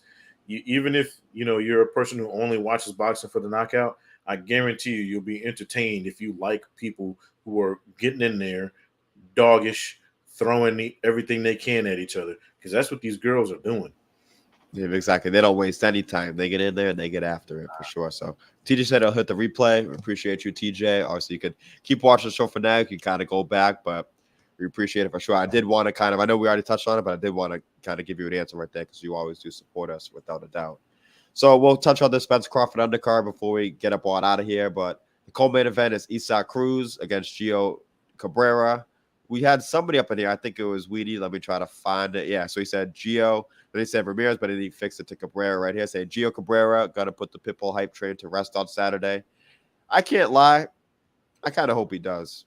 I think that Gio Cabrera is a really, really good fighter. He's getting very underrated. He's when you look at his record, I think people would think of him as a pure boxer. He's 21-0 with 7 knockouts, but he does fight more in the pocket. He's more of an aggressive fighter. And I think he also hits harder than those 7 knockouts say. I do think that that Isaac Cruz is someone who's a very good fighter. I think he's kind of gotten a bit too much clout, and he's been a bit overrated from the Tank Davis performance.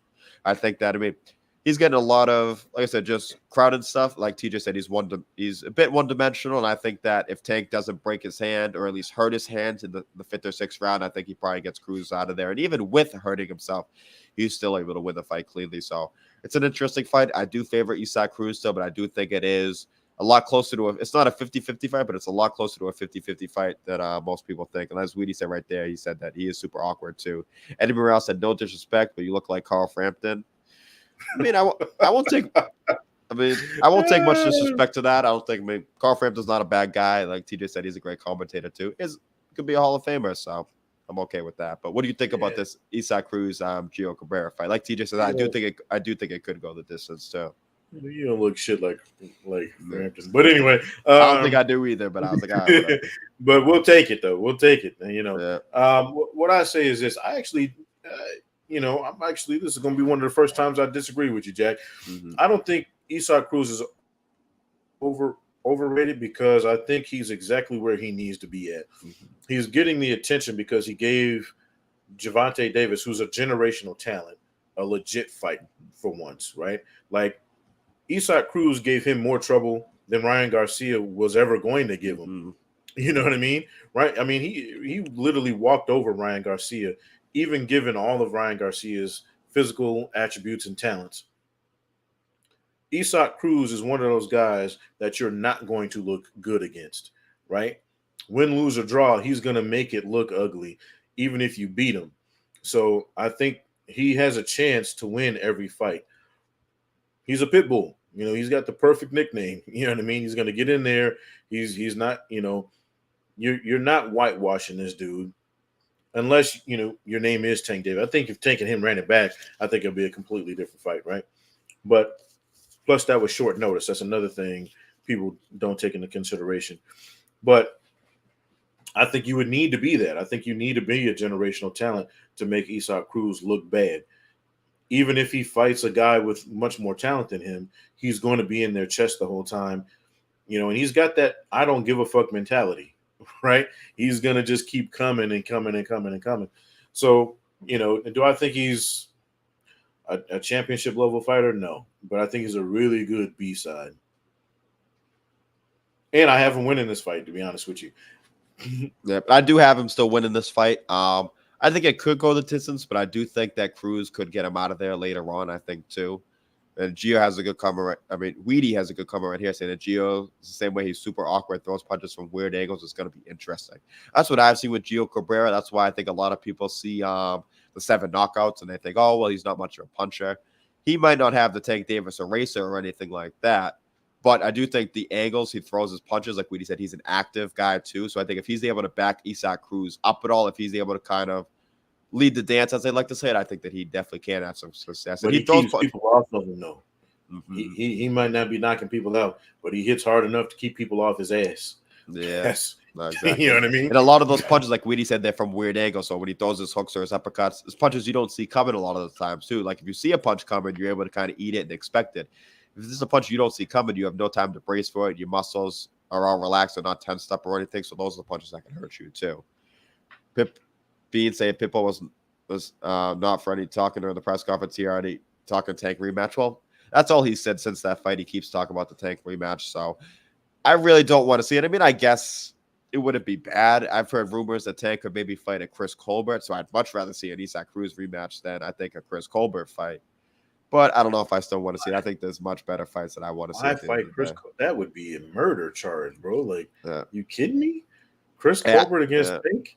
Hey, I ain't the matchmaker for that. That's just the news I heard. So don't shoot the messenger on that one. But I agree with you 100%. If he fights Colbert, he might retire that dude. Like, and I'm not even trying to be funny because all hats off to Colbert and what he's accomplished in his career. But if he fights Tank, it'll be a wrap afterwards. Like, you'll be no good to anybody, bro. We saw in his last fight, against Ryo. He can be touched, and when he does, he goes down. He catches that same punch, right? That Ryo put him down with. He ain't Tank. Getting up. He ain't getting up. Yeah. He's taking a nice He's just now getting up. That's what you know what I'm saying? Bro. Stop it. Please. Whoever is managing his career, please don't let that happen. I do like TJ's comment right here. They said retiring Colbert would do us all a favor. I can't lie. I did become more of a Chris Colbert's had some crazy comments. I didn't like when he went after Jamel Herring, kind of mocking him for being a Marine and stuff, which was like weird because I think Jamel Herring is one of the most respected guys. But I did become more of a Colbert fan in the Ryo fight, just seeing him be in deep shit early on, and whether you think he won or lost the fight, just for him to battle back the way he did and even make it a close fight, I think it showed that he had more dog in him than I gave him credit for, because we had seen him not have that intensity before. Yeah, I mean, he's a dude, right? Like, you get in there. Here's one thing, right? We gotta start giving these dudes their respect. Anybody who climbs in the ring, I don't care what their record is, how soft their punches are. You got to respect any dude who gets in there and risks his life to entertain other people. So Chris Colbert's been doing it. He's been doing it at a high level. Whether you think he won or lost his last fight is irrelevant. He, to Jack's point, he got up off the canvas when a lot of us thought that fight was a wrap. You know what I mean? And came back and did work. So he's got my respect. Do I think he needs to settle the fuck down though? Before, nah, bro. Tank is all bad. That's all bad. Please don't do it. I like Colbert too much. I'm not a fan, a huge fan of him, but I like him too much. Yeah, we still care. We still care about him at the end of the day. We want him to be healthy. So right, we still care about you, baby. I want you to be able to read and write and add and hold your kids afterwards. You're not gonna be able to do that. You fight. It's all bad. Yeah. So TJ asked him too, did we mention the Cortez Martinez fight? So that's the fight between Andres Cortez and Xavier Martinez. We touched on that fight quickly earlier on. I thought it's a pretty 50-50 fight. I think Cortez is a slight favorite, but I think Xavier Martinez is a live dog in this fight. I think I would pick Cortez if I had to pick one guy, but I think Martinez has fought the better opposition and has more experience. And one thing I mentioned too is just that they've been talking back and forth, especially Cortez with Abraham Nova. So I think if whoever wins that fight, and if Nova wins, which I expect him to win, that's a fight that I think I would like to see either late this year or early on next year. But let's continue going on this undercard. I haven't checked the line, but I'm going to tell you something right now. If Martinez is anything over 500 as a dog, put your money on him. Yeah, unfortunately, he's not. He's like a plus 180 to a plus 230 right now. So it's like 2-1, 3-1. So it's pretty close on there. As CJ said right there. DJ said the Cortez Nova would be fire. That would be a great fight. I think both fights would be great fights. I do think that Cortez, I do favor to win that fight, and I think that would be a great matchup. Because I think that would be a hell of a build-up because they got some history going in too. But we'll go on to this undercard quickly. A guy we mentioned earlier on, Nonito Donaire, back in action. Talk about wins aging well. He has a chance to become a world champion once again. He was the oldest bantamweight champ ever at 38 years old. He's now 40 years old, which to be fighting at these weights at 118, you might as well be 50 years old. So it is crazy. I give him a lot of respect for this, especially after the Inoue fight. He's fighting Alejandro Santiago.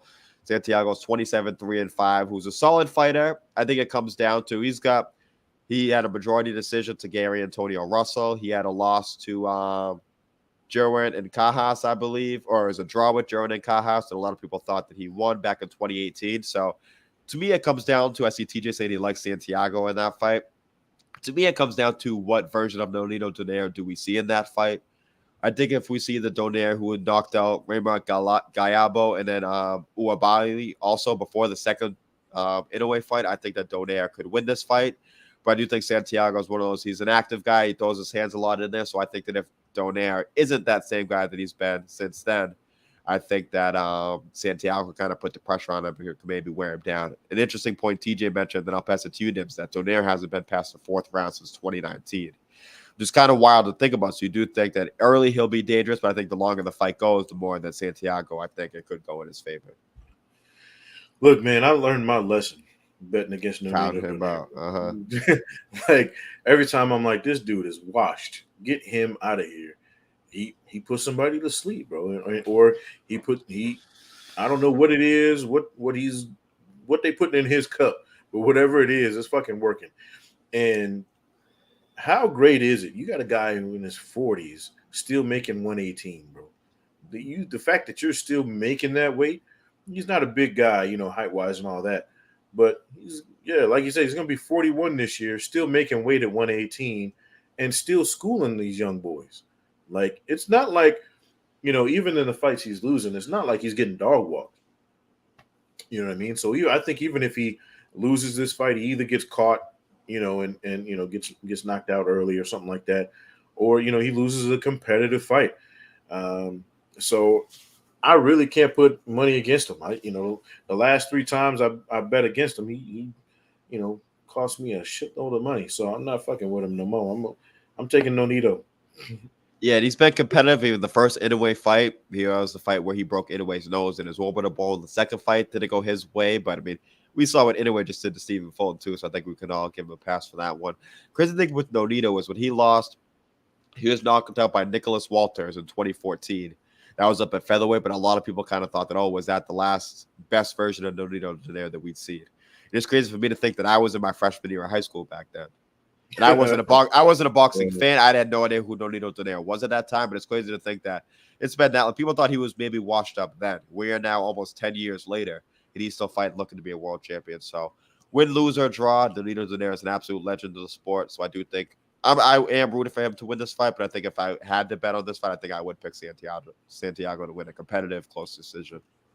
First ballot Hall of Famer. First ballot. Easy work. Yeah, just like Weedy said, especially at that weight class, not many lower weight guys fighting into their 40s like the heavyweights do. We see a lot of times with heavyweights, we don't see it. These guys said not many Bernard Hopkins in boxing. It's not a lot of guys fighting in their 40s successfully.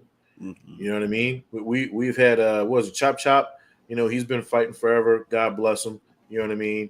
And he's still making 140 pounds, but he's losing fights, bro, and not even being competitive in some of these. Hank Lundy, we've had him on the show before.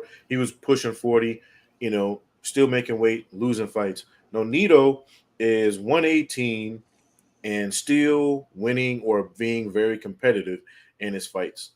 Like, at 40 years old, that's ridiculous, bro. I'm 42 right now. I'm gonna tell you right now, if somebody wants to have a street fight, I'm just shooting you in your leg. I'm not even trying to look. I'm not trying to do all that, bitch. I'm too old for all that shit. I ain't got time. You're being nice. You said you'll get him in the leg too. So you guys will be fine after that. Just don't mess with them though. I'll get you in the leg. I'll call 911 and say it was an accident, bro. Come on, man. I'm not gonna do all this foolishness. I'm too old for that shit. But hats off to all these older guys. They're in there. They're being very competitive. Not everybody can be Bernard Hopkins, but Donaire is pushing Father Time to the limits. Yeah. So as we all know now too, don't mess with Nibs. But if you do mess with him, you'll get full service. So it'll be okay. Hey, look, I'm not trying to do all that, boy. Yeah, but so we got one more undercard fight that we will touch on. It's the opener. This was actually supposed to be Jesus Ramos, who we are all big fans of, who had an injury, so we had to pull out. So Sergio Garcia is now fighting Yoenis Tellez. Tellez is a 23-year-old Cuban. I think he trains with Ronnie Shields. And then it's an interesting step up for him because he hasn't fought anybody with a winning record yet in his pro career, and he's 5-0 with 4 knockouts, but he's now moving up to fight 34-2 Sergio Garcia. And Sergio Garcia's 2 losses are unanimous decision losses to Sebastian Fundora and Tony Harrison. I thought the Harrison fight he was shut out in, but I thought the Fundora fight, I thought he won about 4 or 5 rounds. So I do think that it is crazy that we're seeing a big step up for Tellez. I do favor Tellez slightly in this fight. I'm not sure how much you know about him. I don't know if you've seen Sergio Garcia before, but what do you kind of think about even just a step up that you're making for someone who hasn't really fought anyone yet to go in to fight somebody who's been in big fights? Necessarily, it shows that they have trust in him. This is a humongous step up. This isn't a lot. This is a humongous step up, bro. I don't know if I've seen a bigger step up, honestly. Like, this is kind of crazy going right from nothing basically to the world level. You're a contender now. I want you to repeat that for me. His 2 losses on this dude's record are against who? Tony Harrison and Fundora. And the Fundora fight was a close fight. So both of those guys have had straps. Mm-hmm. You know what I'm saying? Your 2 losses are the world champions, former world champions at this point. And guys who even right now, like Tony Harrison, God bless him. Fundora could give just about anybody the business in the division. You know what I mean? And he was giving everybody the business up to his last fight. I mean, we saw what he put a whole nother forehead on Lubin. You know what I'm saying? And you're fighting a guy, who lost a respectable fight to him. A guy who gave Harrison everything he could handle, right? and you're fight. What is this? A sixth fight? You know, this guy is going to be a sixth fight, and you've been fighting bums. You know what I'm saying? I don't know, bro. You're muted, Jack. There you go. I was switching through my tabs because I was checking out his box set quickly too, just to double check. But yeah, I was right. And now he had one fight that went 6 rounds in his last fight. He's now jumping up to 10 rounds. So that's another thing that you want to see how the conditioning works too. Like Weedy said, a lot of the Cubans, they have hella amateur experience. And Tellez is that same kind of way. I just wonder, to jumping up this much, is how does his style translate to over the 10-round distance, and how does he deal with the guy who has the experience of Sergio Garcia? Because this is, like we said, they got to be hella confident in him to put him in there with a guy who's got that kind of experience and has, accounted very well for himself, right? And my thing is this: it's one of those things where it's like, okay, maybe you moving a little too fast. Maybe the tier right below Garcia is where you want to shoot for, and I think they overshot. But you know how it is nowadays. They got so much money tied up in these dudes. They want to push them quick, try to get world title fights now because they're seeing everybody else follow that model. But that's a humongous step up. On paper, I'm taking Tellez. Or I should say on the eye test, I'm taking Tellez. But on paper though, yeah. I think the bookies have the same kind of feel we do, because I was a bit surprised because Tellez, I think, is technically the A-side, but Sergio Garcia is actually the slight favorite in this fight. So it kind of shows that they're thinking the same thing, where the youthfulness and the overall skill of Tellez versus the experience of Sergio Garcia. And it's the kind of thing where if it was Tellez at about 8 or 9-0, I think I would comfortably pick him to beat Sergio Garcia. But like you said, this is kind of, they're skipping not only a few steps, they're skipping like 7 steps of progression. They are going right from kind of just the beginning of your career, just fighting just guys out there, just tough guys out there who are working day jobs and stuff like that, and kind of still giving it their all. Never really going to even be a prospect or anything like that. And now he's moving on to fight a guy who's been built up, who was 33-0, who's had competitive fights with guys at the top, and who's been 10 rounds before, 12 rounds before. So I think I'm interested to see not only if he wins the fight, because I think that's even up for grab, but how he wins the fight. Because if he were to impressively take care of business, I think we've got a big future star in our hands too. Yeah, going from cab drivers to a guy with championship level experience is about as big as a leap as you can get. Outside of fighting a former champion, like, you know what I mean? Like, 5 fights in, I don't know that we've seen enough of Tellez to give him that big of a jump. But eye test, yeah. I mean, do I think he can win the fight? Yeah, but. I wouldn't be surprised if he catches his first L. Yeah, me too. And that's why I think this card is really good, because I want to see the Nonito fight. I want to see the Isaac Cruz fight. Clearly, we want to see the main event. And even if we don't know as much about this first fight, it's still an intriguing fight. It is, can this young guy really beat this really experienced guy? So I think to have, not only, if it was just the main event and we had 3 shitty undercard fights, we'd all buy this card anyways. But the fact that for me, I'm intrigued by all 4 fights, I think it's really good. I think we're starting to see a lot more of that in boxing too, where all the fights are intriguing and really have our attention. Yeah. I mean, it's one thing, a lot of times, well, I want to say probably up until like mid last year, guys were getting away with loading their undercard with really shitty fights. You know what I mean? And then somebody got in somebody's ear, and the next thing you know, we've had some really quality undercards. Sometimes the undercard outshines the main event. You know what I mean? So it's it's starting to pick up, and I'm here for that, man.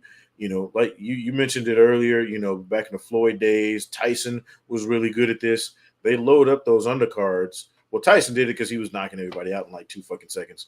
But you load up those undercards to give people something to watch and get them excited for your fight card, because they know, hey, this fight might be a whitewash, if you're watching Floyd, but those undercard fights are going to be legit, And that was another thing. People used to show up early for those fight cards. Like, you would see those telecasts, you would see butts in the seats for those, those earlier fights, and so I'm kind of excited. I'm glad we're getting back to that. You're muted again, bro. There we go. But Weedy mentions also just that we've seen it with the Cubans. Andy Cruz fought Juan Carlos Burgos, who was a multi-time title challenger in his first fight, which is someone who he shot and fought at about 8-0. So a lot of these Cubans do move quick. Andy Cruz is someone I think who I view higher than I do Tellez. I think Tellez has a bright future. But I think it's also because he was moved so slow early on, and then to jump this fast, I think is interesting. It shows that they do have confidence in him, so I'm interested to see how he takes care of business and if he does. And even he's one of these guys now, if he loses his fight to Sergio Garcia, he will come back a better fighter. Don't be surprised if you then see him pop up and beat one of these guys on a B side too, because he's going to get a lot of experience, even if he loses this fight, by getting the rounds and all those things. So even if he loses this fight, I would not count him out. Look at Robeisy. First fight. He lost his first fight to a journeyman, not even a top tier guy. Look what he's doing now, bro.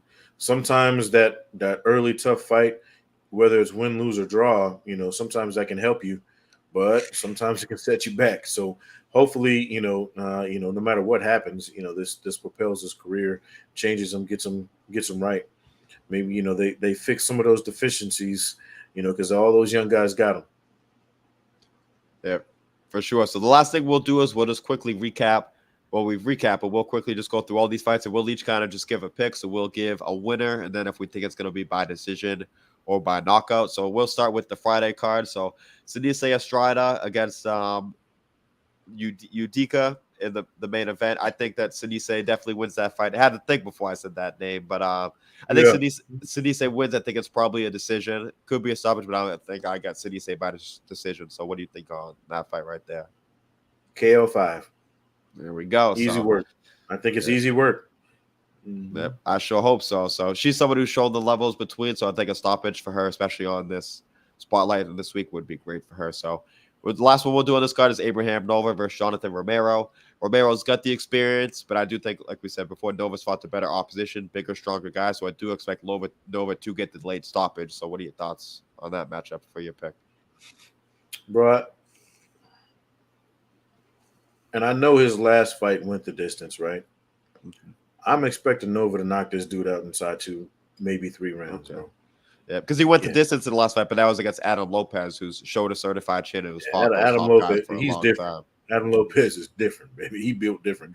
But nah, I fully expect him to, and I know this guy's got a good record, 35-1. He's but yeah, I'm 3 rounds tops. There we go. Well, I sure hope that you're right about that, because I think that would be a great pick. We see Weedy saying he's got my guy Supernova by decision. We were talking with him. I think a stoppage would be cool, but at the end of the day, as long as you win, you get that next opportunity. But I do think a stoppage would be great for him. So we'll go to the Showtime card now. So Yoenis Tellez versus Sergio Garcia. I don't know. I mean, I guess I'll pick Tellez by decision, but that's one that I can really go either way on. But what are you leaning towards? I think you had said Tellez before, so do you still think that, or are you going to side with Sergio on this one? Bro, it's rough, bro. I mean, it's such a big-ass jump. Such a big-ass. And again, we're not talking about a bum, bro. We're not even talking about the guy who's faded. You know what I mean? Like, Burgos was faded a little bit, when Cruz won. I'll be honest with you. I think I got to go against Tellez, bro. I think he loses a decision in this one. Competitive fight, but I think he loses a decision. Yeah. And that ain't a bad pick, because it seems like Vegas is clearly on your side of that one. I do have Sergio as a slight favorite. So I talked myself into it, because I was like, well, I see him winning. But then the more and more you think about it, bro, that's a humongous ass jump. Yeah. And I almost talked myself into the same thing too. So I definitely see what you're saying on that one. So I got to pick this next one with my head and not my heart. The Nonito Donaire against Alejandro Santiago. As much as I want to pick Nonito to win, and I do think he's got a big shot, I think I'm going to go with the underdog here. I think Santiago is, we'll try to find the odds on here. He's a slight favorite. I mean, a slight underdog, I believe. Yeah, so Nonito is like a 2-1 favorite, but I think that Santiago, the younger guy, the busier guy, I think unless Nonito gets him out of there, I think that Santiago will win a decision. Hey, man, like I told you. You ain't betting against Nonito. Nonito is getting him in, and I think he does KO maybe 6. I know he's been getting them in 4 rounds, but I think 6 rounds. I think he gets them out of there. Yeah. So co-main event. I didn't realize this was actually so. The Nonito fight's a 12-round fight too, because it's a title fight. This one's also a 12-round fight. Cruz and Gio Cabrera. As much as I was given Gio a lot of credit in the build-up. I do think that he could still potentially win this fight. I am going to pick Isaac Cruz, I think, by a mid to late round stoppage. I think that he's going to eventually catch Gio or something that can kind of change the tide of the fight. But I do think it will be a competitive fight up until then. But I am picking Cruz by mid-round to late round stoppage. I got Isaac by UD 12. There we go. So last one, the main event. We got opposite picks on this one, but so we got Errol Spence and Terence Crawford. So you guys know me. I got the strap season shirt. I'm Team Spencer. It don't make sense. So I got Spence by decision. I think that as long as it goes 12, I think he's the more active guy, the bigger, stronger guy. But he's going to have to be careful. As long as he makes it to the 12 rounds, I do think he wins that fight. I think Bud keeps the streak going, baby. I think he sleeps Spence in 8. Okay. One thing I want to do now before we get out of here, we'll take the 4 or 5 possible, I guess, results we could have. So we'll say Spence by knockout, Spence by decision, Crawford by knockout, Crawford by decision. And then we'll throw, I guess, draw in there too. If you had to rank all those, I could even go first, but if you had to rank all those things, what would you think is the order that you would think the most likely versus the least likely? So for me, I'll go, so I think Spence by decision to me is the most likely one. After that, I would go Bud by knockout, though. I think that's the second most likely one I see. I think that just the counter-punching ability he has, and if Spence makes one mistake, I think it could end up being the difference in there. But I do think that after that, I think that it will be Spence by stoppage and then Crawford by decision. And then I guess draw somewhere mixed in there, too, though. I think that someone mentioned the comment earlier about a draw potentially. I think the draw's got decent value with this fight, too. I think if Spence starts out fast early, and then I think if Bud closes the show late, I think we could see a close fight. But what do you think? What are the kind of most likely or least likely outcomes out of all those do you think we got for this one? So if I'm going most probable, I think Bud stops him late. I think the next most probable is a draw. I know that's complete opposite ends of the spectrum, but I think this could end up being a classic ass fight. I think this could end up being one of those fights where if you're watching it, you don't want either dude to lose, and the rounds are so close that they can go either way, right?